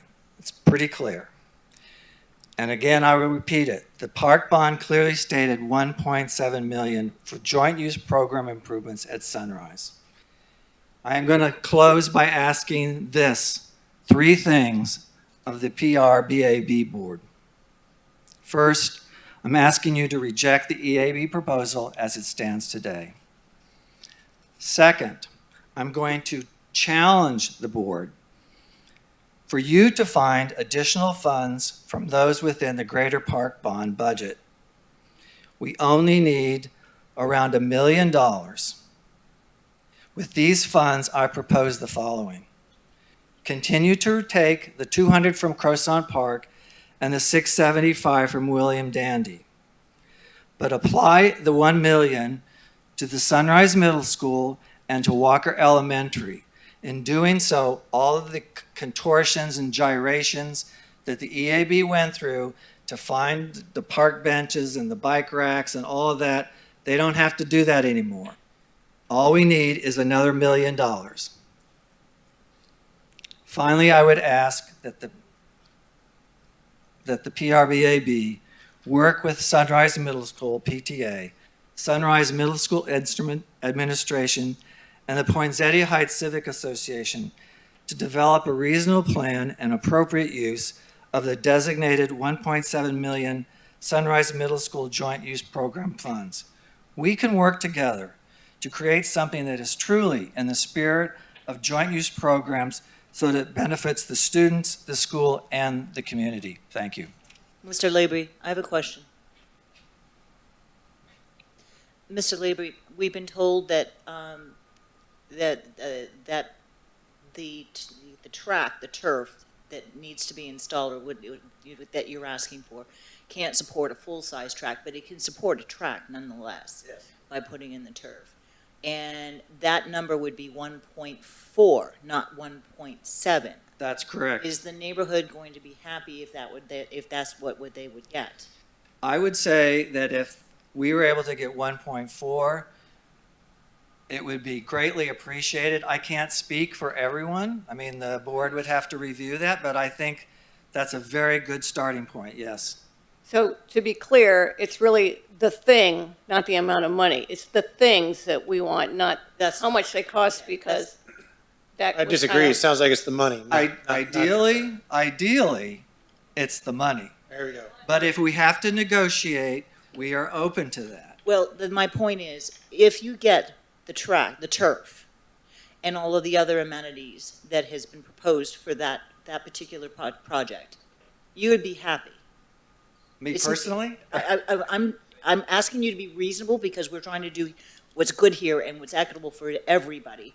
And, maybe we can get parks to pay for some of these smaller things that we can, like, for example, the benches or whatever. That doesn't necessarily have to come out of park bonds, but we need capital improvement money.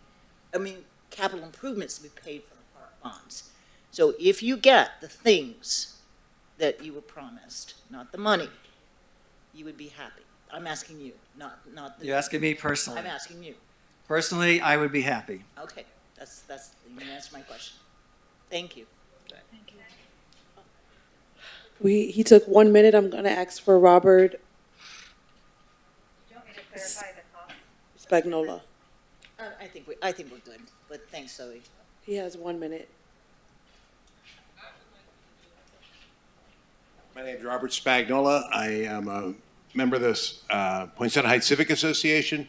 Very quickly, I, as an educator, former educator, look at Sunrise Middle School, and from that perspective, it's a magnet school. It's a dual magnet school. So it draws students from its feeder pattern, which is 7 communities, Bayview, Bennett, Harbordale, Northside, Thurgood Marshall, Walker, and Wilton Manors. All those children come to Sunrise Middle by default. That's their middle school. Then they go on to Fort Lauderdale High School. But as a magnet school, it also draws 48% of its students from outlying of its feeder pattern from across the county. So this school is serving 1,600 students, not only just in our neighborhood. Our park desert also extends into Lake Ridge, which is the community just below us on the other side of 13th Street. That's another 3,000. We have 4,000 people living in our community. There's about 4,000 people living there. So that's 8,000 people that will now have access to a park. The reason we were promised the turf makes sense for that school. There's so many that are going to be using that. We are very concerned that while they're going to have a natural field that is a higher quality, that it will get torn up and not be maintained. 10 years from now, we'll deal with the replacement of the artificial turf. I think I'm at my minute, and I thank you very much. Thank you. Thank you. Next, we're having Alan Zuman. Alan Zeman was the. Alan Zeman. He was the chair of the board. Okay. And Marilyn Mammon.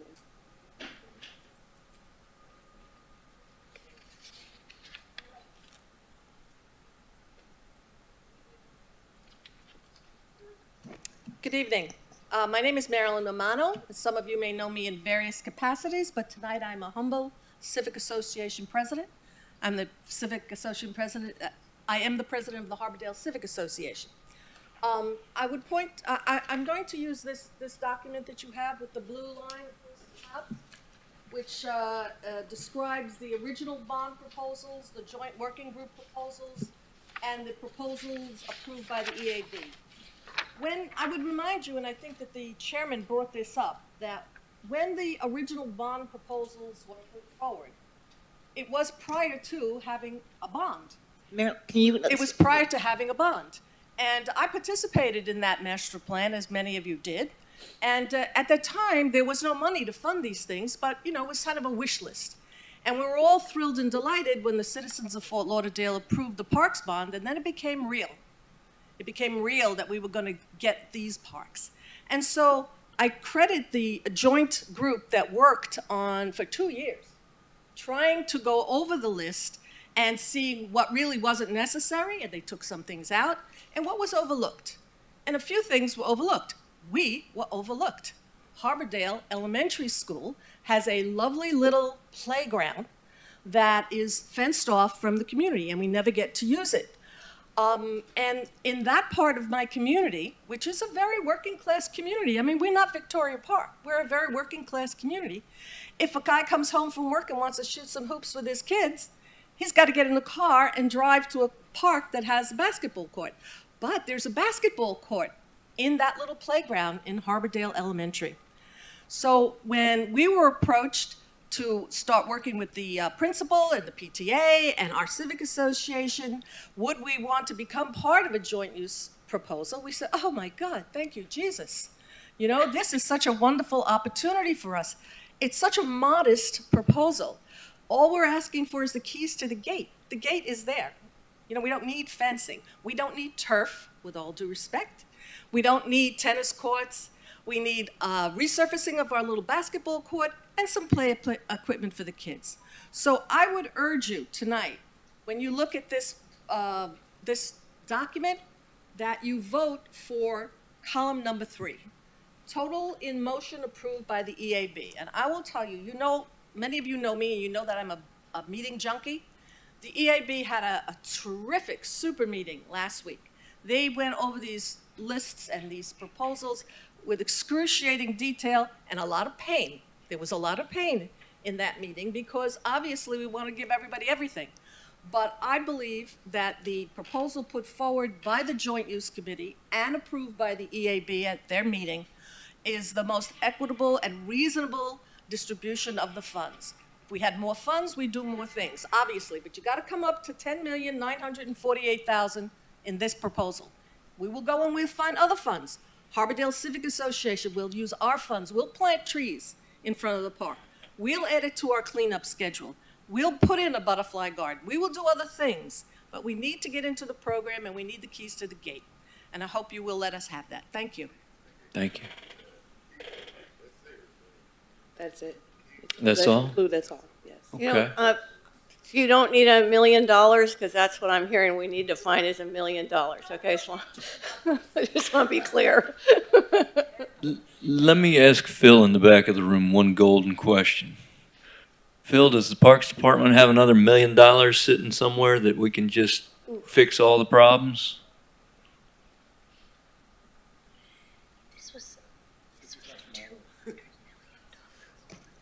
So we do not at this point.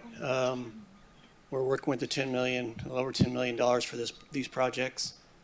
If at the end of the bond, there's money left over, then I think we can revisit some of these items.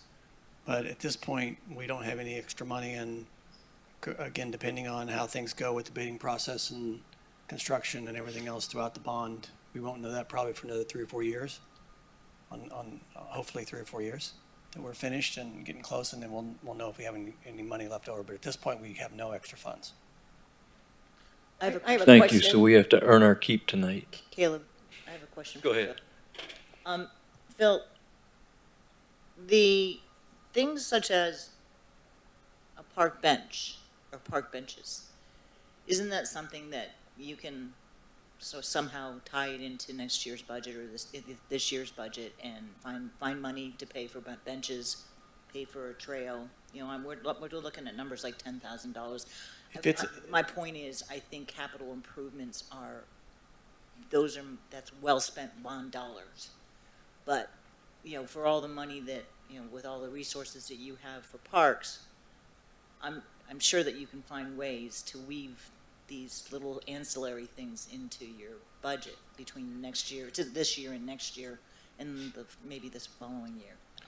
So, to answer your question, we do have operating budget to replace benches and tables that are worn out and beyond their useful life, and we could, you know, maybe add a bench or two, but the bond was to replace make the parks new. So what I can't do is replace all the benches around the city and all the tables around the city with operating funds. We just don't have that.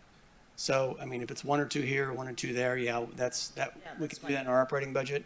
But it's always been contemplated that with this bond and the revival of all the parks, that those items would be included in the bond. Thank you. Phil, one more question. I saw one of the lines here that was marked off from Virginia Schuman Elementary had been fencing, but then in hash marks marked reallocated to sunshade of $75,000. And that's one of the items that's on EAB's cut list. I'm assuming that $75,000 is part of the sunshade budget for the playground. Is that something that even feasibly can be cut without causing a lot of more repercussions than what maybe somebody making this list didn't realize? So if I understand your question, so we do believe there's enough funding in the Virginia Schuman Young for the sunshade that's been requested by the school and the community. We were able to reduce and get rid of the fencing because, as Zoe mentioned earlier, there was a revisit from the school board staff, which we've been fighting for a couple of years, but we finally found the right person to say the right answer. It didn't make a lot of sense to put a fence right next to a wall. So the fencing that was removed at Virginia Schuman Young was just that. They were at one time requiring us to put a fence next to a wall, and we talked them into not having to do that. So that's where the fencing reduction came at Virginia Schuman Young. So we feel comfortable we can do the sunshade with the dollars that are there. Plus the PTA's kicking in $25,000 too. And just to clarify, so there was originally a pavilion at Virginia Schuman Young for $50,000. That was reallocated to sunshade. Okay. So there's $75,000 for sunshade, just we don't need this particular. So there was $50,000 in the pavilion plus whatever was as part of the playground. So Enrique Sanchez, Parks Deputy Director. So there was in the original Parks bond list, there was a pavilion that was reallocated for sunshade, and then the PTA raised some funds, and I believe they committed $20,000 or $30,000 to increase that to make sure they get sunshades on both the preschool and the elementary school playgrounds. I guess what really is the more important thing is The 75 for fencing was removed. Okay. So it went from 375 in Parks Bond money to 300,000.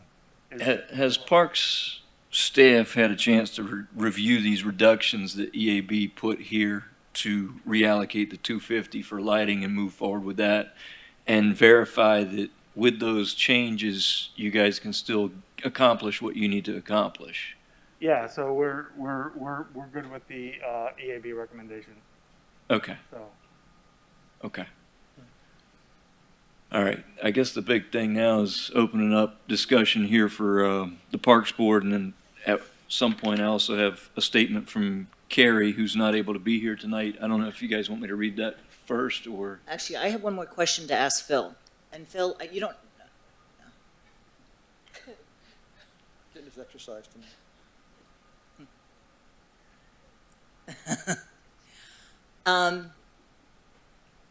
At the end of the day, if this board decided that we wanted to give everybody everything, in terms of the upper column for Walker and for the lights, you know, what they get, the EAB gave the lights to Walker, but they took away the turf for Sunrise. If we decided to come up with, if we decided to give everybody for a total of $670,000, we could just take that out of the bond, could we not? As this board oversees that bond? So you're asking to spend more In addition to the 10,000. You want to add another $600,000? Yeah, an additional $670,000 to make sure that everybody gets all their funding. The board can make that recommendation to the commission. Okay, The commission, that's what I wanted to know. Yeah. Thank you. So as you probably remember, the way that the bond works is this board makes a recommendation to the commission, then it goes to the commission as a public hearing and at a commission meeting, and then the commission would vote on that proposal. Okay. Thank you.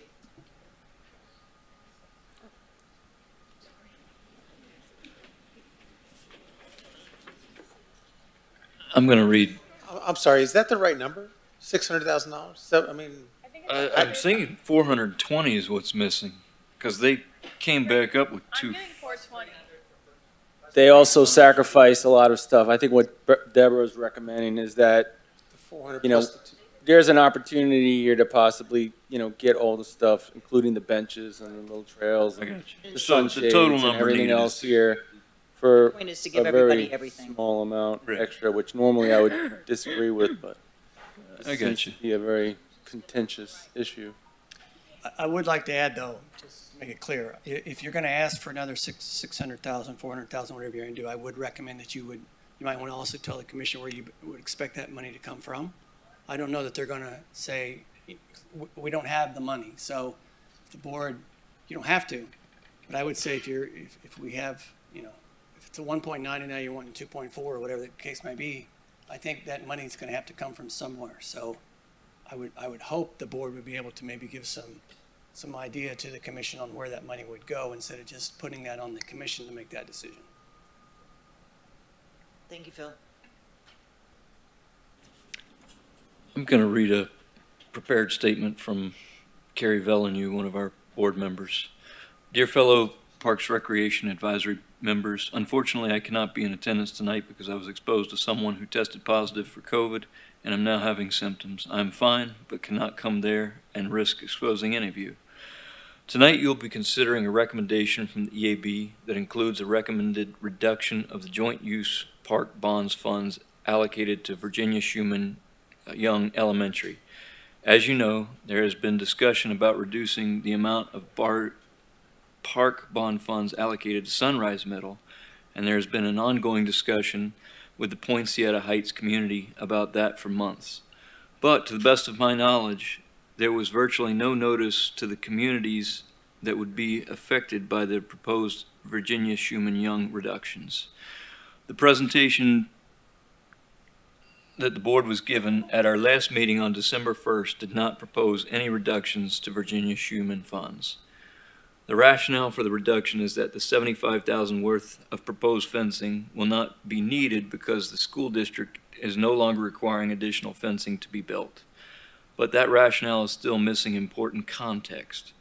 From before the commission ever approved the parks bond being put on the ballot, we in the Victoria Park communities were saying that we did not want the VSY Parks Bond Fund being spent on fencing, and we wanted those funds allocated to other amenities if the school district would agree to not requiring additional fencing.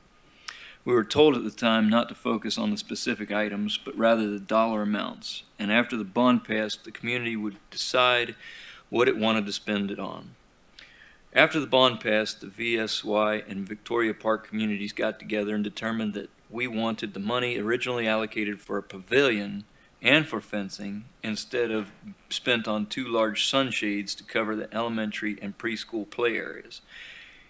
In furtherance of this, the VSY PTA actually used its annual fundraiser to raise money to add to the Parks Bond funds so that the sunshades could be purchased without having to reduce the $250,000 allocated for playground replacement.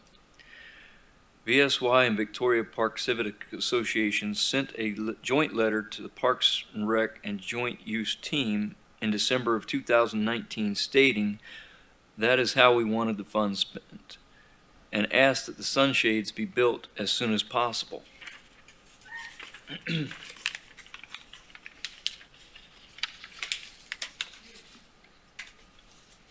We have been waiting 2 years, and now out of nowhere it is being recommended that VSY be stripped of $75,000 of Parks Bond funds because fencing is not needed, but as stated above, we wanted fencing.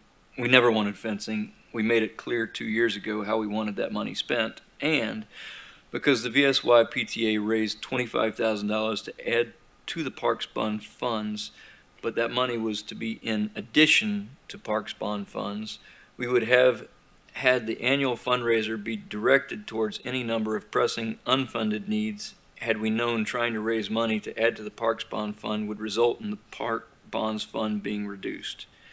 I ask that the joint use recommendation you send to the Commission to include allocating all $375 in Parks Bond funds to VSY that the voters were told VSY would get when we voted on the bond, just as Sunrise Middle School should get the funds that they were promised to when the voters voted on the bond. Thank you.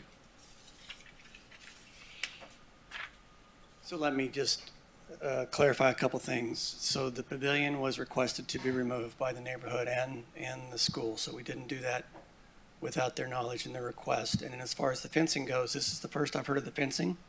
We didn't get the okay from the fencing. They didn't need the fencing at the school till probably 6 months ago. So it was way after the master plan, way after the bond was approved, and way into the working group discussions that the school board staff then said, we really don't need to put a fence next to a wall. So we did luckily be able to change that mindset and also find some dollars to do that. So I don't remember any discussion pre-bond or right after the bond about the fencing, and that money, they may have said they didn't want fencing. I think nobody wanted more fencing, but there was never any discussions that I'm aware of that said that that they weren't going to pay for the fencing, that fencing should go towards other improvements in the park. And again, as far as I'm understanding, the money that we're allocating is going to do everything that they want to see done there. Thank you, Phil.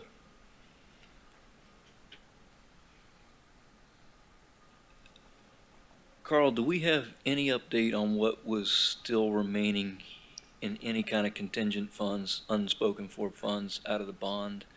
I know a lot of that went towards Tunnel Top and the swimming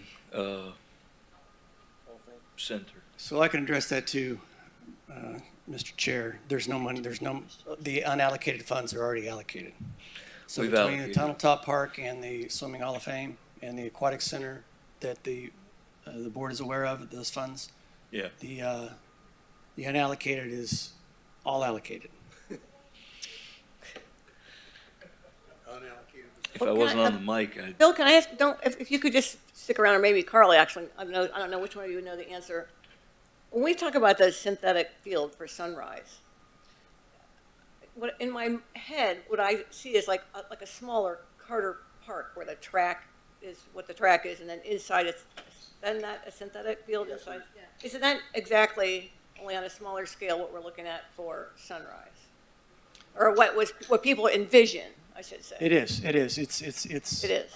And it's a smaller track. Okay.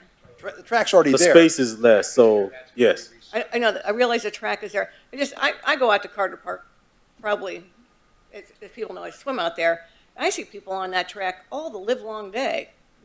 First thing in the morning, last thing at night. But just to be clear in my mind, the track at Sunrise Middle School would only be available during non-school hours. So the track is there now, and part of this proposal is to resurface the track. The track's in not very good shape, and it would be allowed to be used by the general public. But so it's not a new track. It's resurfacing the track that's currently there. Okay. And then the inside of it would be a synthetic field. Is that what people are envisioning? Am I? Well, So, to go back to your first question, so at that school, along with most others, as was mentioned earlier, they're open after school hours, depending on what the school hours are, if they have after school or not, but most of them have after school programs. So as soon as the kids are off the property, then the community has access to it. So it's typically in the evenings and on weekends, and in the summertime, it's later in the evenings, of course. Right now, it's not much of an evening in the wintertime. So that's when that property would be open, just like Bennett Elementary in the same neighborhood and all the rest of the schools that we have this joint use agreement with. So, but to remind the board how the synthetic turf all came, we keep getting kind of hung up on the synthetic turf, but the way that was brought up was during the master plan, it was just looked at that this would be a place to alleviate a lot of the soccer challenges we had at that time. We had a lot of kids and we didn't have any place for them to play, mainly to practice, because they practice all week and then they play on the weekends, and then they're staggered over the weekend. But on weekdays, during when they're all practicing, all the teams are practicing, at one time or 2 or 3 nights a week. So we had a lot of kids. So that's kind of where the synthetic turf came from, was that Sunrise Middle had a nice big piece of property. We didn't even talk this, the master plan again was a wish list. So they just threw it out there. This is something you should look at. And then, as I mentioned earlier, once we got the money, then it became reality. And that's when we started really thinking about what makes sense. And again, the whole synthetic turf came up, and I hate to keep going back to that as being the big sticky point.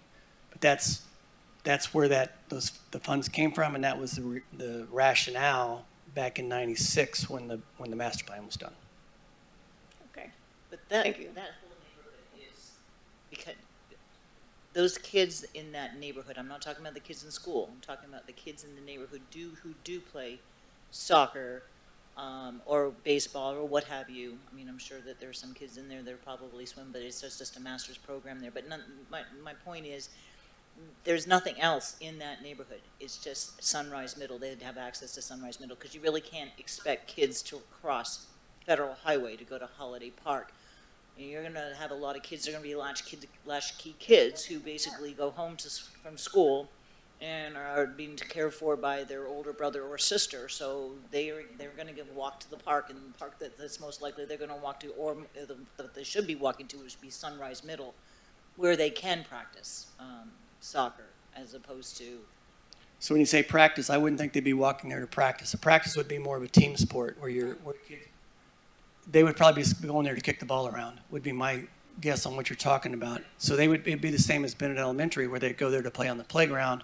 They would go to Sunrise Middle to kick the ball around, and throw the ball around, the frisbee around. Right. whatever the case may be. But They wouldn't be going there to practice or playing games, because that is more of a team-oriented. We don't have a league that plays out of Sunrise Middle. So they all drive to, whether it's Croissant Park or Holiday Park or some of the places where we have organized leagues.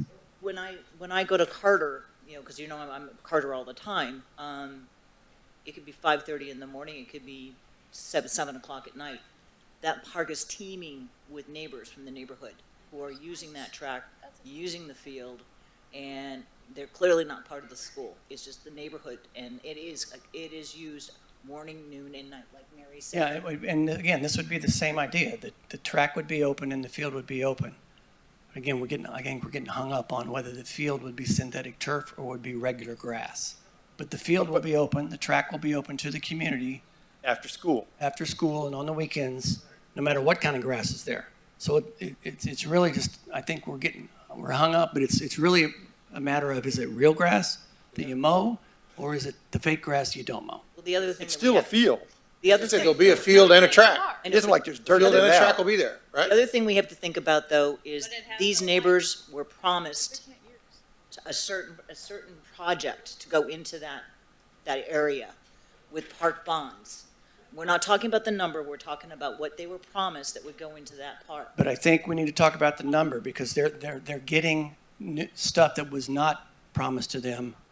So it's really more about the number than it is the stuff, because there is stuff going in that was not part of the initial bond. There's Guys, stuff- I think I can offer a little clarity here as the president of the Civic Association. I just want to jump in and back up as we were segueing into a good segue with what Carrie had mentioned and what Phil had also clarified on how funding that was originally allocated was moved around. Now, according to that communication from Carrie, it sounds like they were notified pretty earlier on. I have here our communication from the Civic Association to the city, and most Phil included here. We didn't find out that we were not going to be getting the full amount of funding for Poinsett Heights and Sunrise Middle School until 6-7 months ago. So what this led to was a deep dive to figure out, what happened to the funding and get a little bit of clarification. Now, I know we're getting hung up on the turf thing, but let's face it, you can have a big giant turf field there and a track, and that'd be great, but does that really constitute a park? And we took a lot of time to really talk to the school, Sunrise Middle and Bennett Elementary, to find out what would be the best options to have there. And having a giant turf regulation size field with a track around it would be great, but we come to find out that that wasn't actually going to fit. So after long communications with Sunrise and deliberations with the city and the powers that be, we came up with an idea, what I call the vision of what Sunrise Middle School would like to see, Bennett Elementary would like to see, and the neighborhood, Poinsett Heights, would like to see. And you can have a great big park there, and this is going back to the funding and the the issue of the turf. Ironically, the word things came up quite often in our conversations, and it came up tonight about, do you want the things or do you want the money? And what we want is a park. We would like to see a park. You can have a great big turf field there, but you know what? There's no bathrooms there. So what's going to happen if you want to go there to the game and play on this park? There's no bathrooms there. The other issue that came up was, okay, it closes down at 5:30 these days. That park is big enough to really constitute good lighting for people to do after hours or extracurricular activities for the school or for the community. So lighting was something that we would have wanted. So as we started to figure out what the community wanted, and saw those funds stripped away, and unfortunately are already promised to some of the other schools that are well represented here, we find ourselves in a situation trying to figure out how we can just get a nice park in the community, but get what the school needs as well. So, as Phil was just saying, some of those things were a trade-off with the rubberized track, a pavilion, things like that that weren't originally in the plan, and we like that idea. I want to just, if you look at any of the old literature that we have, the new plan is great, but we would, after speaking with Sunrise and speaking with a lot of the athletes and people that are in sports, in school athletics, a turf field obviously is something that is debatable, but let's face it, everybody wants it. It's a superior field to be playing on. We talked to Sunrise. They requested that they wanted to stick with the turf field, and we said we can get a smaller turf field, the rubberized track field, everything that we wanted, and we would like to see, some bathrooms there. Lighting, okay, well, I'm not sure if, we try and reach for the stars, maybe get the moon, but ultimately, we have an issue here where the way I'm looking at it is, what constitutes a park? Okay, so we're going to have these great amenities there. We're going to have a nice pavilion, but when we want to go have a birthday party there for the kids, where are we going to go to the bathroom? So this goes back to the funding thing.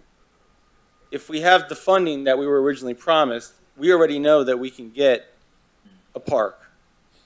The turf field, yes, we would love a turf field. Maybe a smaller one that fits in the area. Sunrise wanted it. And one other thing I'd just like to mention, because I don't want this to rattle on all night, but I couldn't help but notice how throughout all these meetings and board meetings, how so many of the people had gone to or had children at Sunrise Middle School. And that goes to another crux of the matter on how so many people in this city go through that program, the Cambridge program, where they'll go to any one of those elementary schools that's listed here, go through Sunrise Middle, and then to Fort Lauderdale High. And I look at this as a city problem, not just a Sunrise Middle School problem, not just a turf problem, and not just a Poinsett Heights problem. But this is one of the key schools for the city of Fort Lauderdale. Only middle school, arguably. And I don't see why they can't have a turf field. I can't see why they can't be the first one to have a turf field that hopefully blazes a trail for the rest of the schools to get on board for having some of the injuries, delay of games because it rained in the summertime and now you can't play because the field's all muddy. Like we had said before, we wish teachers and everybody else could get paid more, but this is an opportunity to do good capital improvements that are not only going to benefit the schools, not only Sunrise but Bennett, but Poinsett Heights would like a legitimate park, somewhere where we could go and spend the day with the family and have a picnic and maybe kick the soccer ball around. And, if we could do it after hours. So even though we seem to be getting crucified for asking for this money, I'm just asking you to see the vision and the greater picture here of one of the critical schools in the city of Fort Lauderdale and what we can make of it. They're already struggling as I believe, a B school, and we would like to see them go to an A school, which is going to ultimately benefit the whole community. So I will yield the floor back to the chair.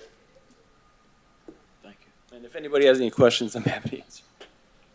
Go ahead, Marion. So I think one thing we're all that maybe we should be brought back to some extent is what Zoe said earlier about what the purpose of the joint use parks was, right? It was to give our neighborhoods and to give our kids a place to go after school, on the weekends, if their parents are working, if they finish their homework and they want to practice soccer, whatever it is. The purpose was kind of to give the most back to those neighborhoods. And I feel like one of the things that I think is important is, yes, I know Sunrise was promised more money, but at the same time, we're getting how many new parks total? Phil, do you know the exact number? Four. Four from what's 4 new ones. 4 new ones since the proposal, but aren't we getting more Well, joint use parks generally? Yes, joint use parks we are. So how many joint use parks are we getting more of? Well, we're adding, on this plan, we're adding 4. 'Cause that's, In the original, so we have 4 since the master plan, but how many were added in the master plan? We're getting. well, we've had quite a few over the time, and we're still, working through the schools to add more, but, and we're still looking to get more property as well, so yeah. I think taking Croissant and Lauderdale Manors out, there were 14 that they were talking about. Right, we're getting a ton of new, what we would call neighborhood parks, and given that Sunrise is a destination middle school with kids coming from all over town, they do go back to their neighborhoods after school to play in their neighborhood parks. And that, I think, is a very important point to keep in mind.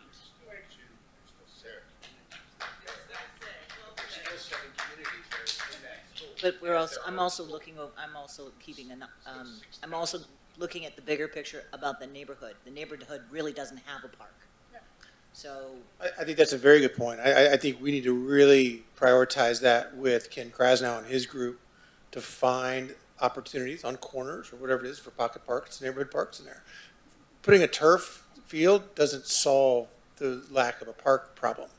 that $400,000 doesn't fix everything that Alex was just talking about, or that the other gentleman. So I think we need to get Ken and his group to really scour that neighborhood and look for opportunities. And we got $22 million there to go do that. So we got money there to go find that next neighborhood park there. So. But the other thing is that's all they have is in that neighborhood right now. And in the summer times when it floods, There's nothing, you can't do anything in that park. So if it's got grass in there, it's gonna get muddy, and I just can't see that being used. I've seen that park. It's a shambles in the summertime with all the water. So again, so what we're saying, what things that we want or the money? Are you gonna be regrade? So the things that we want, that he's asking for, that the park needs, bathrooms, lighting, that's more than trying to have a turf field. I think the turf would get used. Phil, you're gonna regrade that field when you redo it? You'll regrade the field when it's redone, right? When the field's redone, it'll be. Yeah, we'll be, I mean, this is the first I've heard of floods. Yeah. But if it needs some grading and, when we put the new sod in and stuff like that, yeah, we do what we need to do. I wasn't aware that it should be noted that it flooded like that.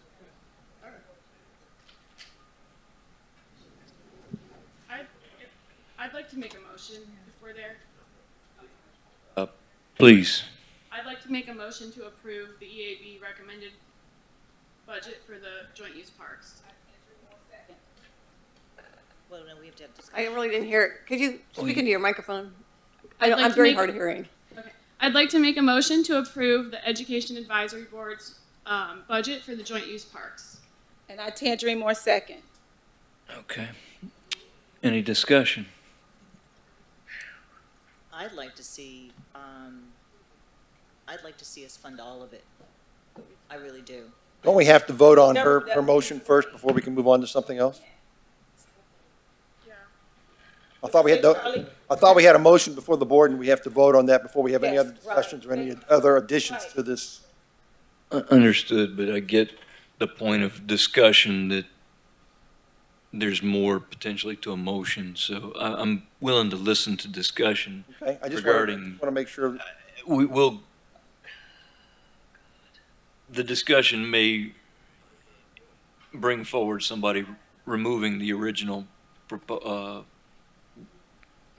motion and putting a new motion out, but at this point, let's discuss and hear each other out. I know I'm really bad at just making comments. I'm sorry. I don't know if there's a hands up thing or whatever. I think it's important to acknowledge the work that the AB did and Zoe's done. I mean, this is an amazing consolidation of information, and we'll see where this goes, but you did a fabulous job. And they were charged with a budget, and they did that. And if we dismiss that budget, how did we prevent anyone else from coming in and saying, well, I know they gave us $10 million, but let's go and ask for 11. So I think they did what they were charged to do. They made some of the hard decisions. I have a hard time just us dismissing all that work to say, I mean, it doesn't mean we don't find money to go accomplish what you need, which I think is to acquire parks in that But we don't have to just arbitrarily agree with that either. I think there are several different avenues that we can explore before. Now, if we want to just, have the motion and second the motion and move on with it, I don't think you're doing this board any justice, because they did all the work. And I went to that meeting, and I was there for 5 hours, and I saw them double down, and I appreciate, all the work that they did. But I can't agree with how they got there. I think when you look at the way Sunrise Middle School lost 40% of their funding, instead of just trimming a haircut on everybody, I don't see how that's fair. I think everybody could maybe give a little bit so that everybody can get something here. I don't think it's fair to say that their decision was arbitrary. Like, they spent 5 hours on it, and the parks department has approved it. So I don't know that it's arbitrary. No, it was a long meeting. It was 4 hours. I mean, and I sat through that meeting, so as liaison. And there was a lot of back and forth. I mean, there are some things that I really think that can come out of the budget of parks. The parks can actually fund it, with the resources that they have, whether it's this budget, this year's budget or next year's budget. I think benches can certainly be provided, but as far as a capital improvement, for for Sunrise Middle, and it's something that they were promised with bond money. And what I'm saying is not to give them the 1.75 or whatever it was that they were promised, but to give them a working field that's not going to be flooded in all muddy in the summertime where they can't use it. I'm sorry, I just don't think this is a discussion about a field. And I'll continue to debate that. I don't think this is about a field. I think this was a huge program for the entire Parks Department, the entire school board. And listen, I don't live in that neighborhood. I'm not. And I wasn't affected by the cuts. My kids are out of school. But it has to be a bigger issue than a field. This is a $10 million project. One field and one park can't be the linchpin that does this. Now, if there's a disagreement of how it came about, I also don't think it can be just a 10% cut on everybody. They identified different needs in different areas and to come about. So to just say a 10% cut, quite frankly, who was it? Darty got cut completely. Right? Darty Middle got completely, and no one's saying, hey, that's. I think the one that you said they got cut completely, Zoe can probably elaborate. It was because it. I understand the rationale. I really do know that there was a reason for it, and I feel that there are reasons behind all the other the components. They spent 2 years working on it. I guess staff's approved it. I'm in a position to support the people that have done the work and find other alternatives to find to solve the issue for Poinciana Park. And I've talked too much. I apologize, but. I have a comment on a motion. I understand the Education Board, how hard they work to make a balance. I mean, this is really trying to balance it, so there's some equity with all these funds. But I worry about how, what I'm really thinking about is the 1,500 children that go to school at Sunrise Middle School every day. And that's going to be every year, every day. And that's a lot of kids. I mean, there's some colleges that don't have that many kids. 1,500 children from all around the city, all of your neighborhoods, my neighborhood, they all go to that middle school. And I realize, I'm not going to say I'm an expert in a turf field, I'm kind of hungry, turf field versus, a grass field. But I think we have to recognize that park or that property that's a school property right now is very important when 1,500 children go there every day. So I think we have to keep that in mind also as we're discussing these changes. So also the 1,500 children that goes there, do all 1,500 play on that park, play on that field? Are going to play on that field? No, not all 1,500, because again, like my, some of them go back to their own neighborhoods to play in their own neighborhoods. Yeah, but Well, they use that field during the day when they're. It is a magnet school, correct? Yes, a magnet school. Right, no. If we are going to talk school enrollment, I would just note that Dillard 612 serves 2,500 students. I can't hear. And it's about 100,000. I can't hear you. I just, if you would like, I could share enrollment numbers just as comparison because we do have 2 of our high schools on this list that do serve more students than middle school. What was that number? I'm just saying if you did want to also factor in enrollment into your analysis, I'd be happy to share numbers. No, it doesn't need to. Zoe, wait a minute. Zoe, I don't want to insert myself in the conversation. Enrique can address the question around the water. That is part of the funding at Sunrise Middle School to do some of the irrigation and level off that field. But one of the things that's challenging in our role over the last 2 years is every single school is special, right? And we've talked about that with this board. And they're special for very different reasons. And we do have 2 high schools that we're looking at as another joint use park, which do serve more students. So, enrollment as a factor, these funds will have, really big benefit on thousands of kids across the city. So just wanted to make that note.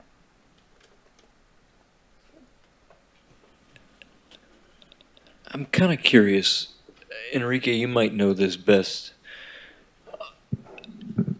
If an artificial turf field was put out there, but it's not a full-size field, would it break up the entire playground with the concrete border around it and almost make a lot of the other potential activities out there more prone for challenge? So if an artificial turf field were to go there, it would be limited pretty much flag football size, 80 yards by 40 yards of playable space. And it would take up the entire area from east of the track to the pool. So the baseball field would go away and all that. So It's side by side. yeah. So you can't play kickball in the area anymore. Yeah, safely. it would be limited to that, what's on the turf there, and it would be, again, relatively small. I will, as Zoe mentioned, and it's come up a couple times, part of the within the $1 million that's being recommended to put natural grass there, part of that is some site improvements to make sure we got the proper drainage and and irrigation, so that any investment in Bermuda grass doesn't get damaged that quickly. I mean, it won't survive a 1 in 100 year rainstorm, but it'll survive your 1 in 5 year. I would like to chime in real quick because we walked that field with Sunrise as we were trying to come up with our vision, and we have a layout in mind that would have that rubberized track side by side with the field that they're playing on now, which is a hot mess, saying it nicely. And it would actually allow for the baseball diamond to stay on there, even though they're not playing baseball. They use it mostly for kickball. But they also, Sunrise Mental, as we were working with them, said that since they don't use it, it is an option to, take up that space if it's necessary. As we were figuring out the layout for the park, we said if we can keep it, why not? But obviously you can't hit baseballs into the soccer field while people are playing, so that's why the discussion came up to eliminate that. But we haven't got that far yet. I apologize. Where I was going with that was that artificial turf fields have a concrete bordering around them to maintain their structural integrity. And if you run that concrete border through your other fields, essentially, you create a hazard. Whereas somebody who's trying to play baseball or kickball in the baseball area, they are crossing a concrete border, which would be very disruptive. You lose the integrity of the entire space.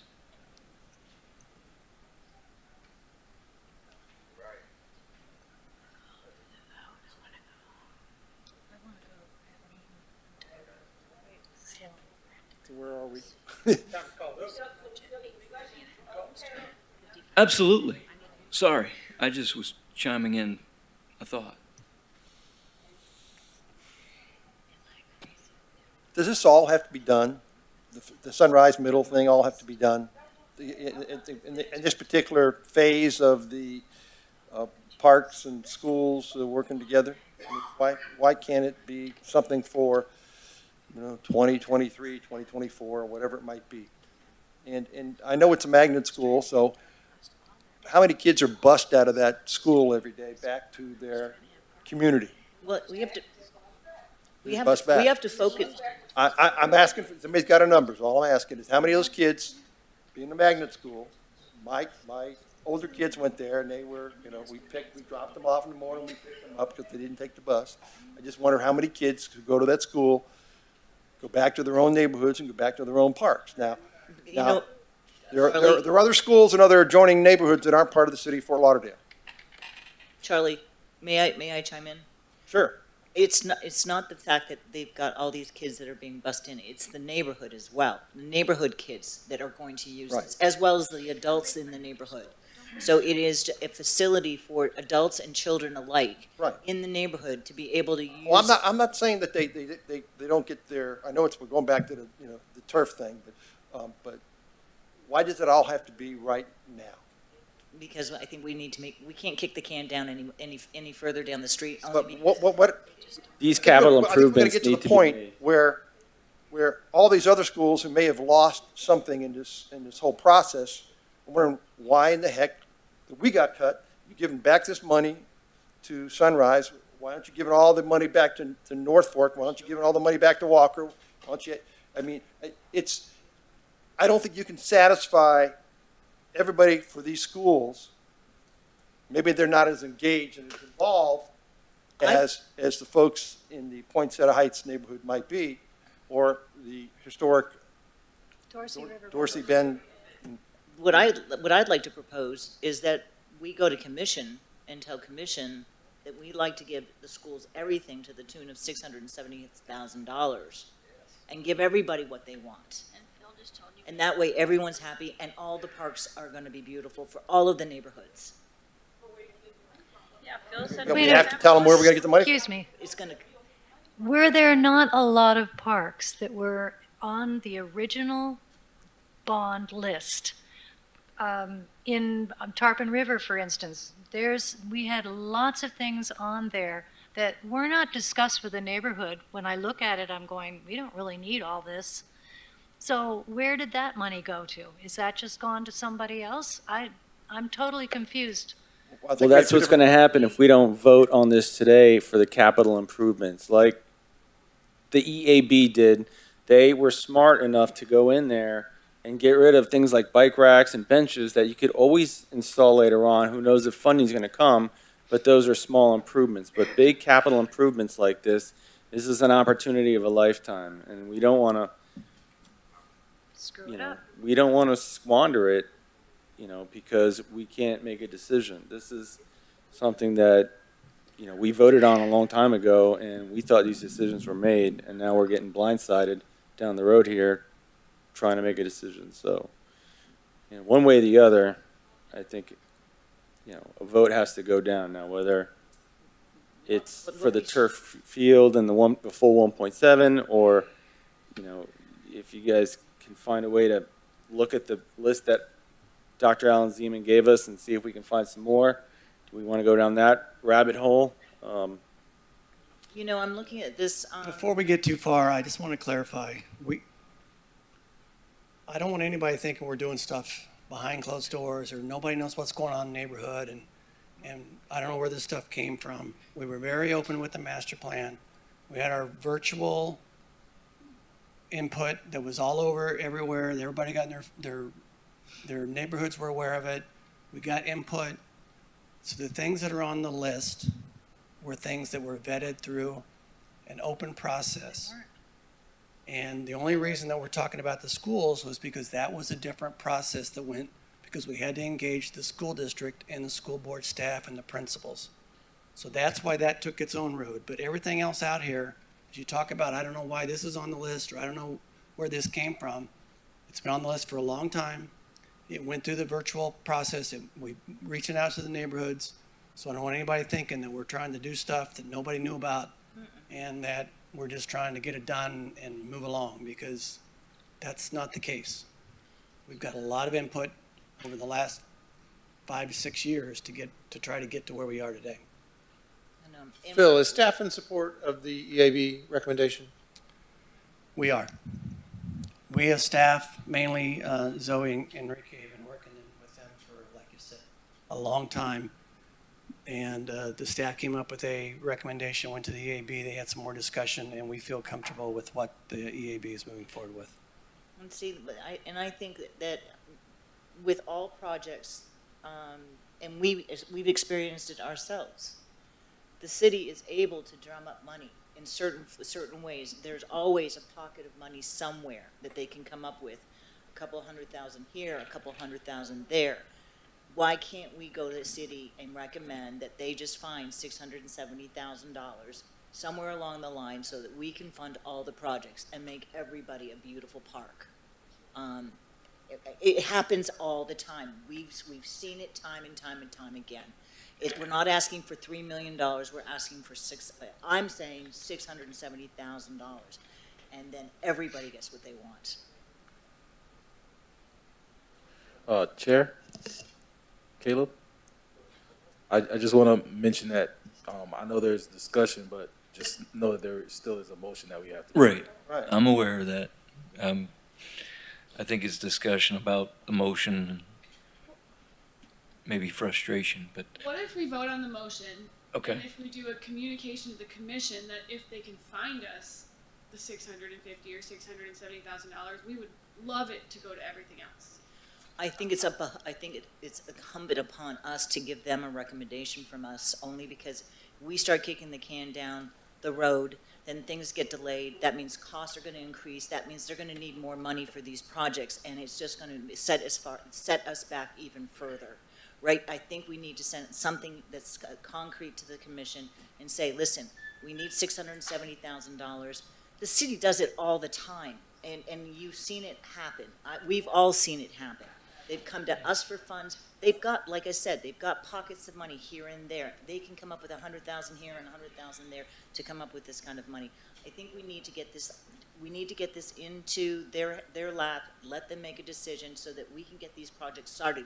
Because if we delay any further, then what's going to happen is it's going to be months down the line, down the road, and the costs for all of these projects are going to increase, and labor is going to increase. It's going to cost us more money, and then we're going to be right back to ground zero. My biggest concern is we don't actually approve anything, and we say we want everything, and we want $670,000 extra dollars. They turn around and say no, then they're going to approve what the EAB did anyway.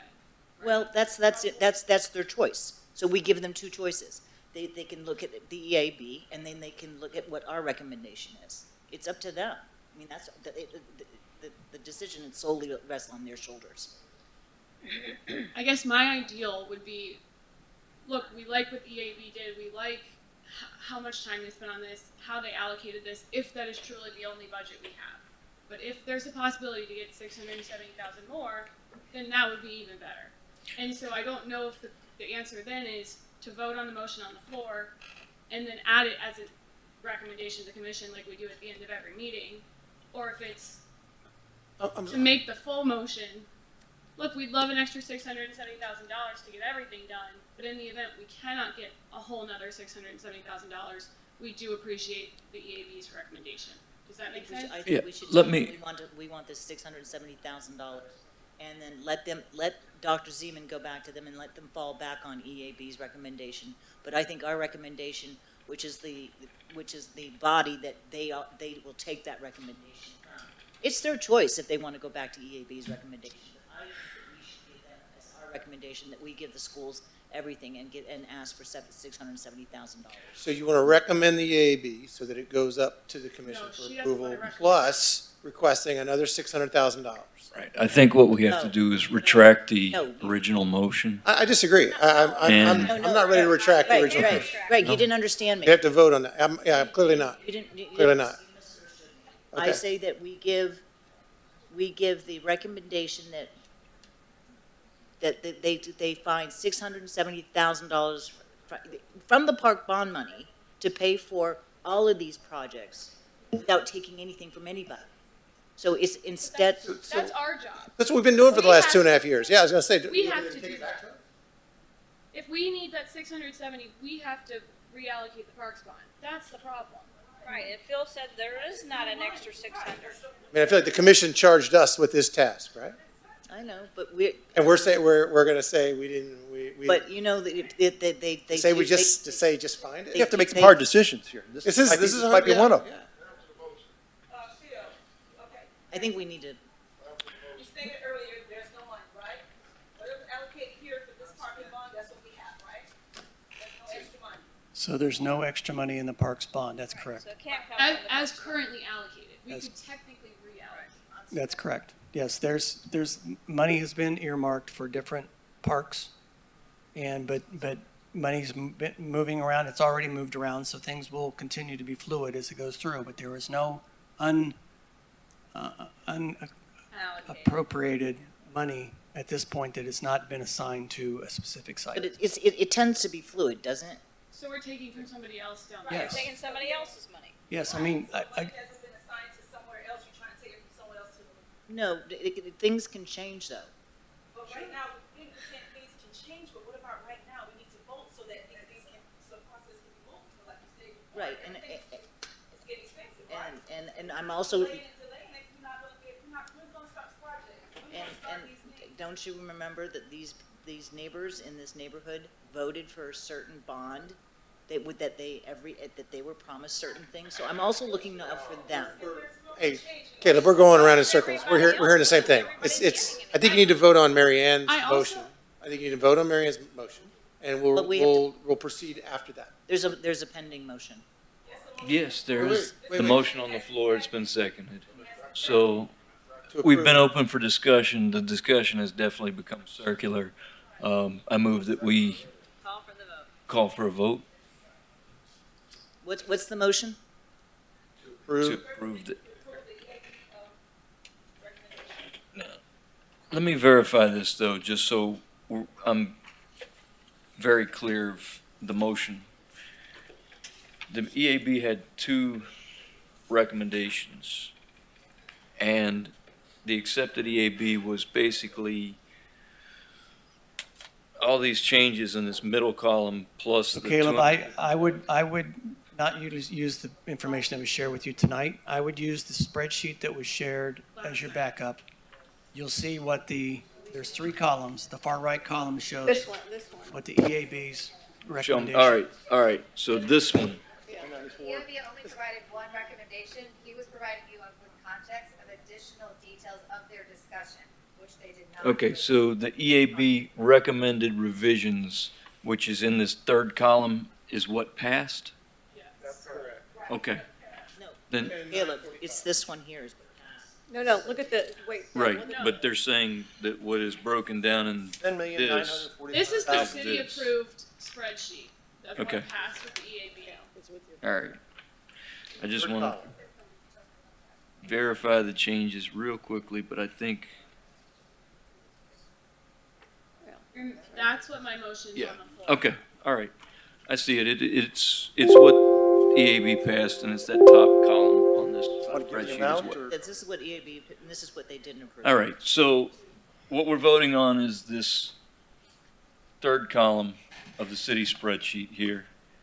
And since it's in black and white and easy to read, we'll go with, well, easy to read if I have cheaters. We'll move with a vote, roll call. Alex Collazo. Brucey Cummings. Yes. Caleb Gunter. Yes. Charlie Lykoff. Yes. Deborah Rosenbaum. No. Greg Martin. Yes. Joanne Smith. Yes. Mariana Seiler. Yes. Mary Peliquin. No. Tangerine Moore. Motion passed. Can I make a second motion or Abso- recommendation to the commission? Or? Absolutely, and I was, So, given that a big part of my reason for passing this was to have the equitable distribution throughout the city for all of our neighborhoods and all of our kids, I would like to encourage the city commission to consider allocating an extra $650,000 or $670,000 to this project so that all the neighborhoods can get everything that they want. I think it's not really fair to say what they were promised, given that some neighborhoods were more involved in the initial process than other neighborhoods. For example, some of these parks weren't even considered in that initial promise. However, I do want everybody to get everything they want, and so I would make a recommendation to the commission to help us find that $670,000. Actually, it's actually 420,000 now.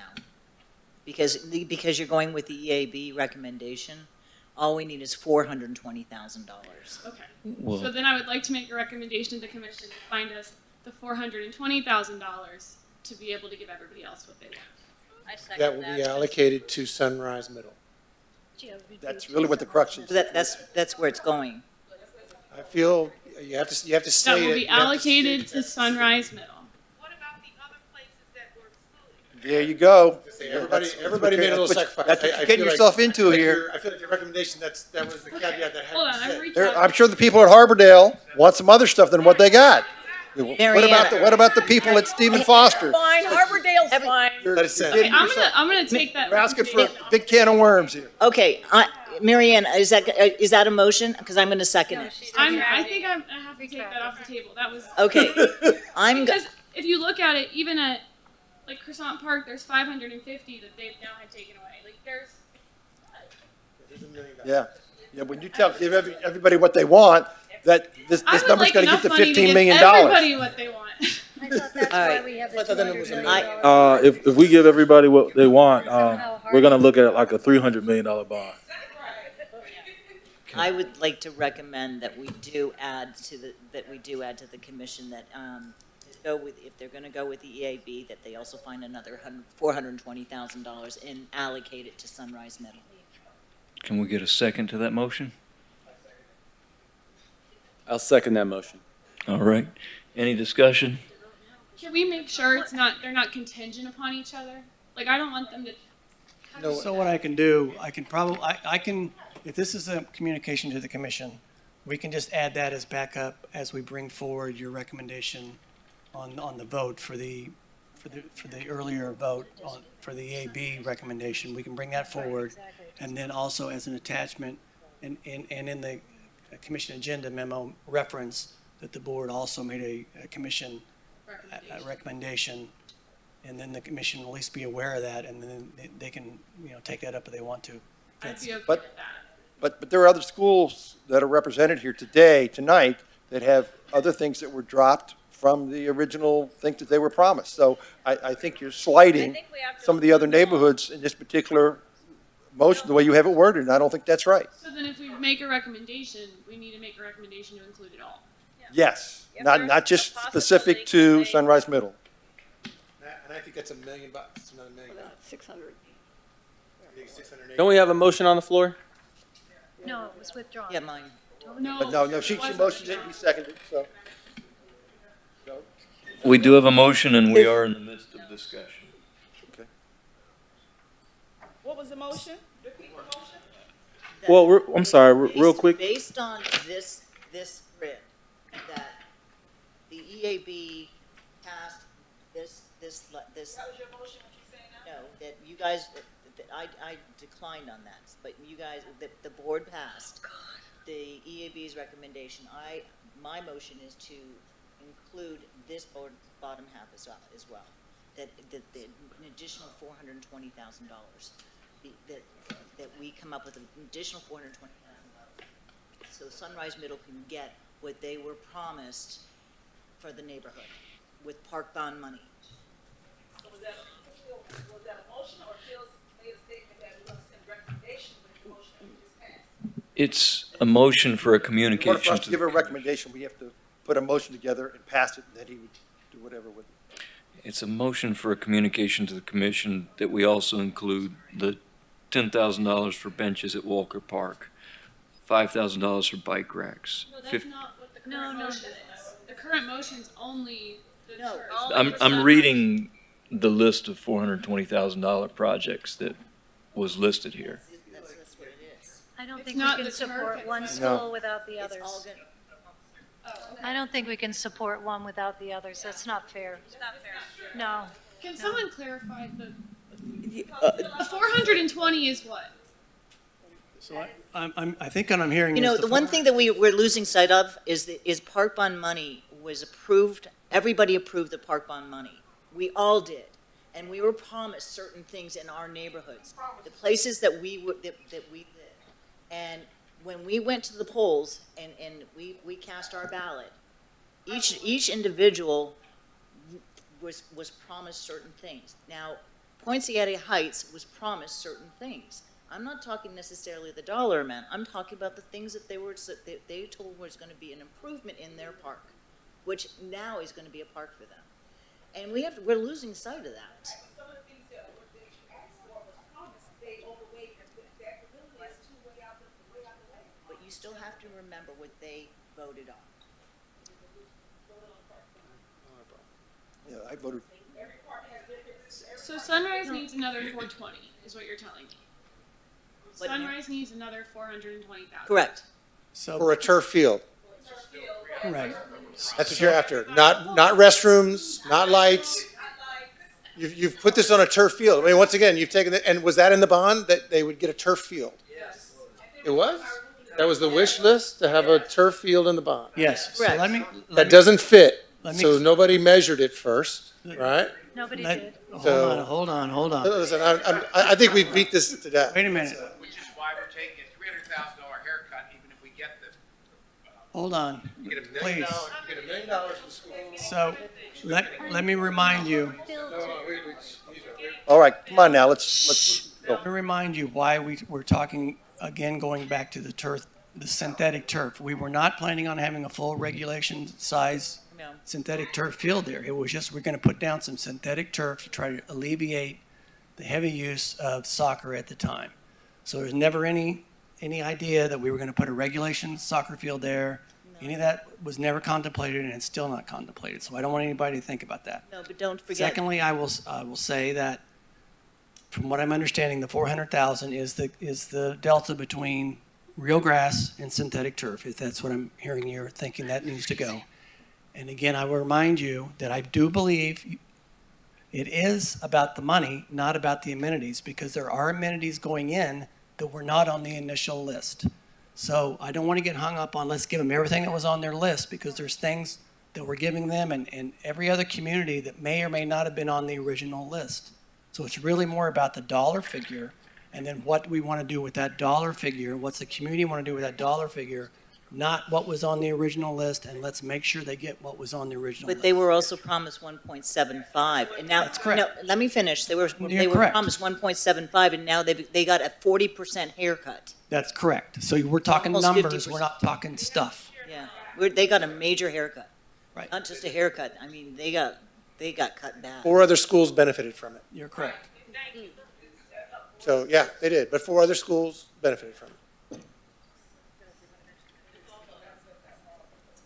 What's a park desert? I still believe we have a motion on the floor, and a second. We're in the midst of discussion. The question is at what point are we prepared to, Could that motion be read again? Just Yeah, I'm not sure. absolutely. What I propose is that we, along with the board's recommendation that the city commission go with the EAB recommendation, that we also ask that the city find another $420,000 so that Sunrise Middle can get the turf that the neighbors were promised when they voted for the park bond. The total amount, so I went through and calculated, the total amount of reallocated money from what people were promised in the original bond project list, if we were to go back, so if, say the whole rest of the city finds out we're gonna give Sunrise back what they were promised, is $2,148,500. That's how much has been reallocated throughout this whole process. So I don't know how we can say just this park should get what they need back. I think it has to be everybody should get what they want back. I also have a question though, because we're saying it's an additional $420,000, but out of the original proposal for the field was 1.5. A lot of that was reallocated out to track resurfacing, project management, demo of the site improvements, etc. Is all that incumbent inside that field project originally, or are we looking at 420,000 plus the 300 plus the 120 plus the 150 to actually get the field back? No, I think it's the 420. Oh, God. For Sunrise, I think it's the 420. It's just the front. I mean, I'm just looking at what's been reallocated in Sunrise's own column. Yeah, because they took other stuff to give them the other amenities. That's probably more money. So, Kate, I'll clarify. So I think that 1.5, so essentially the original bond list was to remove everything, including the track, go from 17th Avenue to the pool and, and take up the entire open space and put a field there, that would have been 1.5 million in synthetic turf. The neighborhood then said they want a walking track and others, they wanted to keep certain things. So we try to give everything that they wanted, but with, again, natural grass. Because at the end of the day, putting synthetic turf when the city residents aren't going to have full access to it. So it's not going to be like Carter Park where people can come from 5 in the morning all throughout the day until it's going to be from 6 to 9. Actually, there's no light, so it's going to be from until sundown and on weekends. So that's something to consider in this, as in making this investment for turf. And Enrique, wasn't that prices 2 years ago when we got the bids on it? What, for the 1.5? Yeah. Yeah. No, that was an estimate to do it, but again, it was. And everything has gotten more expensive, and there's less money to finish all the projects. So. Yeah, that's an issue. So including what's allocated here for field at 230 plus the 420 would be basically $650,000 more or less allocated to the artificial turf field, and that would cover that cost. So we may as well throw in lights so they can use it then, is what they're saying. Yeah, right, I know, it's just crazy. I think we should just keep it at the funding so we can try and get the park that we have in our vision without talking about turf anymore, because that seems to be the big bone of contention. But there's a park that's waiting to be made that needs a certain amount of funding. And I think if the extra 420 can get us to having a real park in the neighborhood, then I think that's a good sacrifice. But at the risk of, cutting off your nose to spite your face, don't forget that this has still got to go to the city commission, and you still got a lot of voters that are not happy. And I think absent any reasonable compromise, there's no reason they can't stick with the original vote that the people voted for. So all this might be for naught if, if they wind up sticking, and you got 4 schools that wind up with no funding at all. So I just want to state that before we make this vote.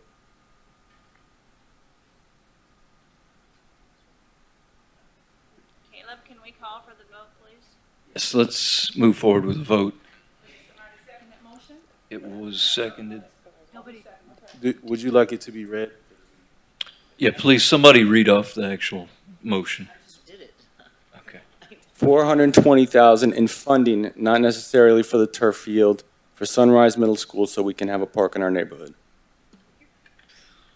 And I'm sorry, this is a motion to send a No, communication. no, that's additional funding. She wants the turf. She did, Motion. Deborah? My motion Yeah. was that in addition to the board's recommendation that the city commission go with the EAB recommendation, that we also request that the commission find another $420,000 that is allocated to Sunrise Middle so that the neighborhood and Sunrise Middle can get what they were promised with park bond money. That's the motion. Got that, Stephanie? I second the motion. Make sure I'm understanding the motion. Is that motion gonna be a letter, that letter that's gonna be attached with what we already? Yeah, it's gonna be part of the backup. Okay, because I didn't hear a letter be attached to it. The recommendation. Okay. Why do we need to vote on So, this? I hate to jump in, but I just don't know that that's gonna, I don't know what was promised, what you mean by what was promised. If you're talking about what was originally in the bond, then that, you probably should state that. No, So I guess I just want to make sure the commission understands what you mean by originally promised.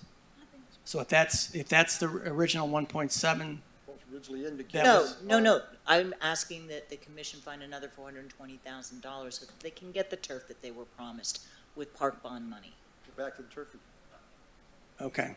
I just want to make sure we understand what, I don't want to just say what was promised. I want to They make were sure promised, they were promised turf, and I'm Okay, asking to. so that's, I just want to make sure they understand what the 400 is for. Thank you. Thank you, Phil.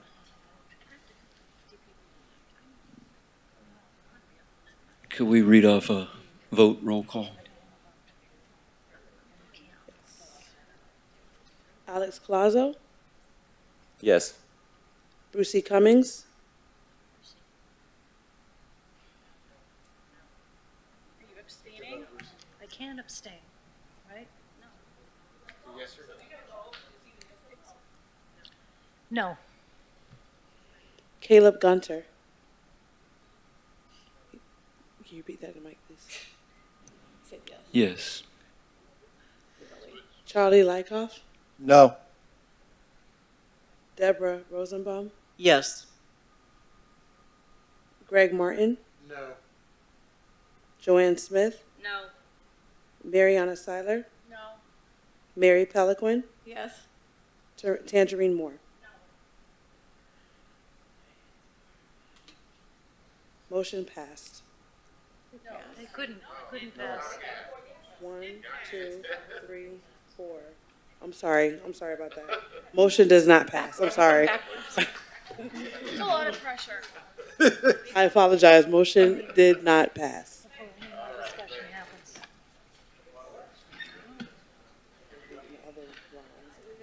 Because everybody's going to the city commission, right?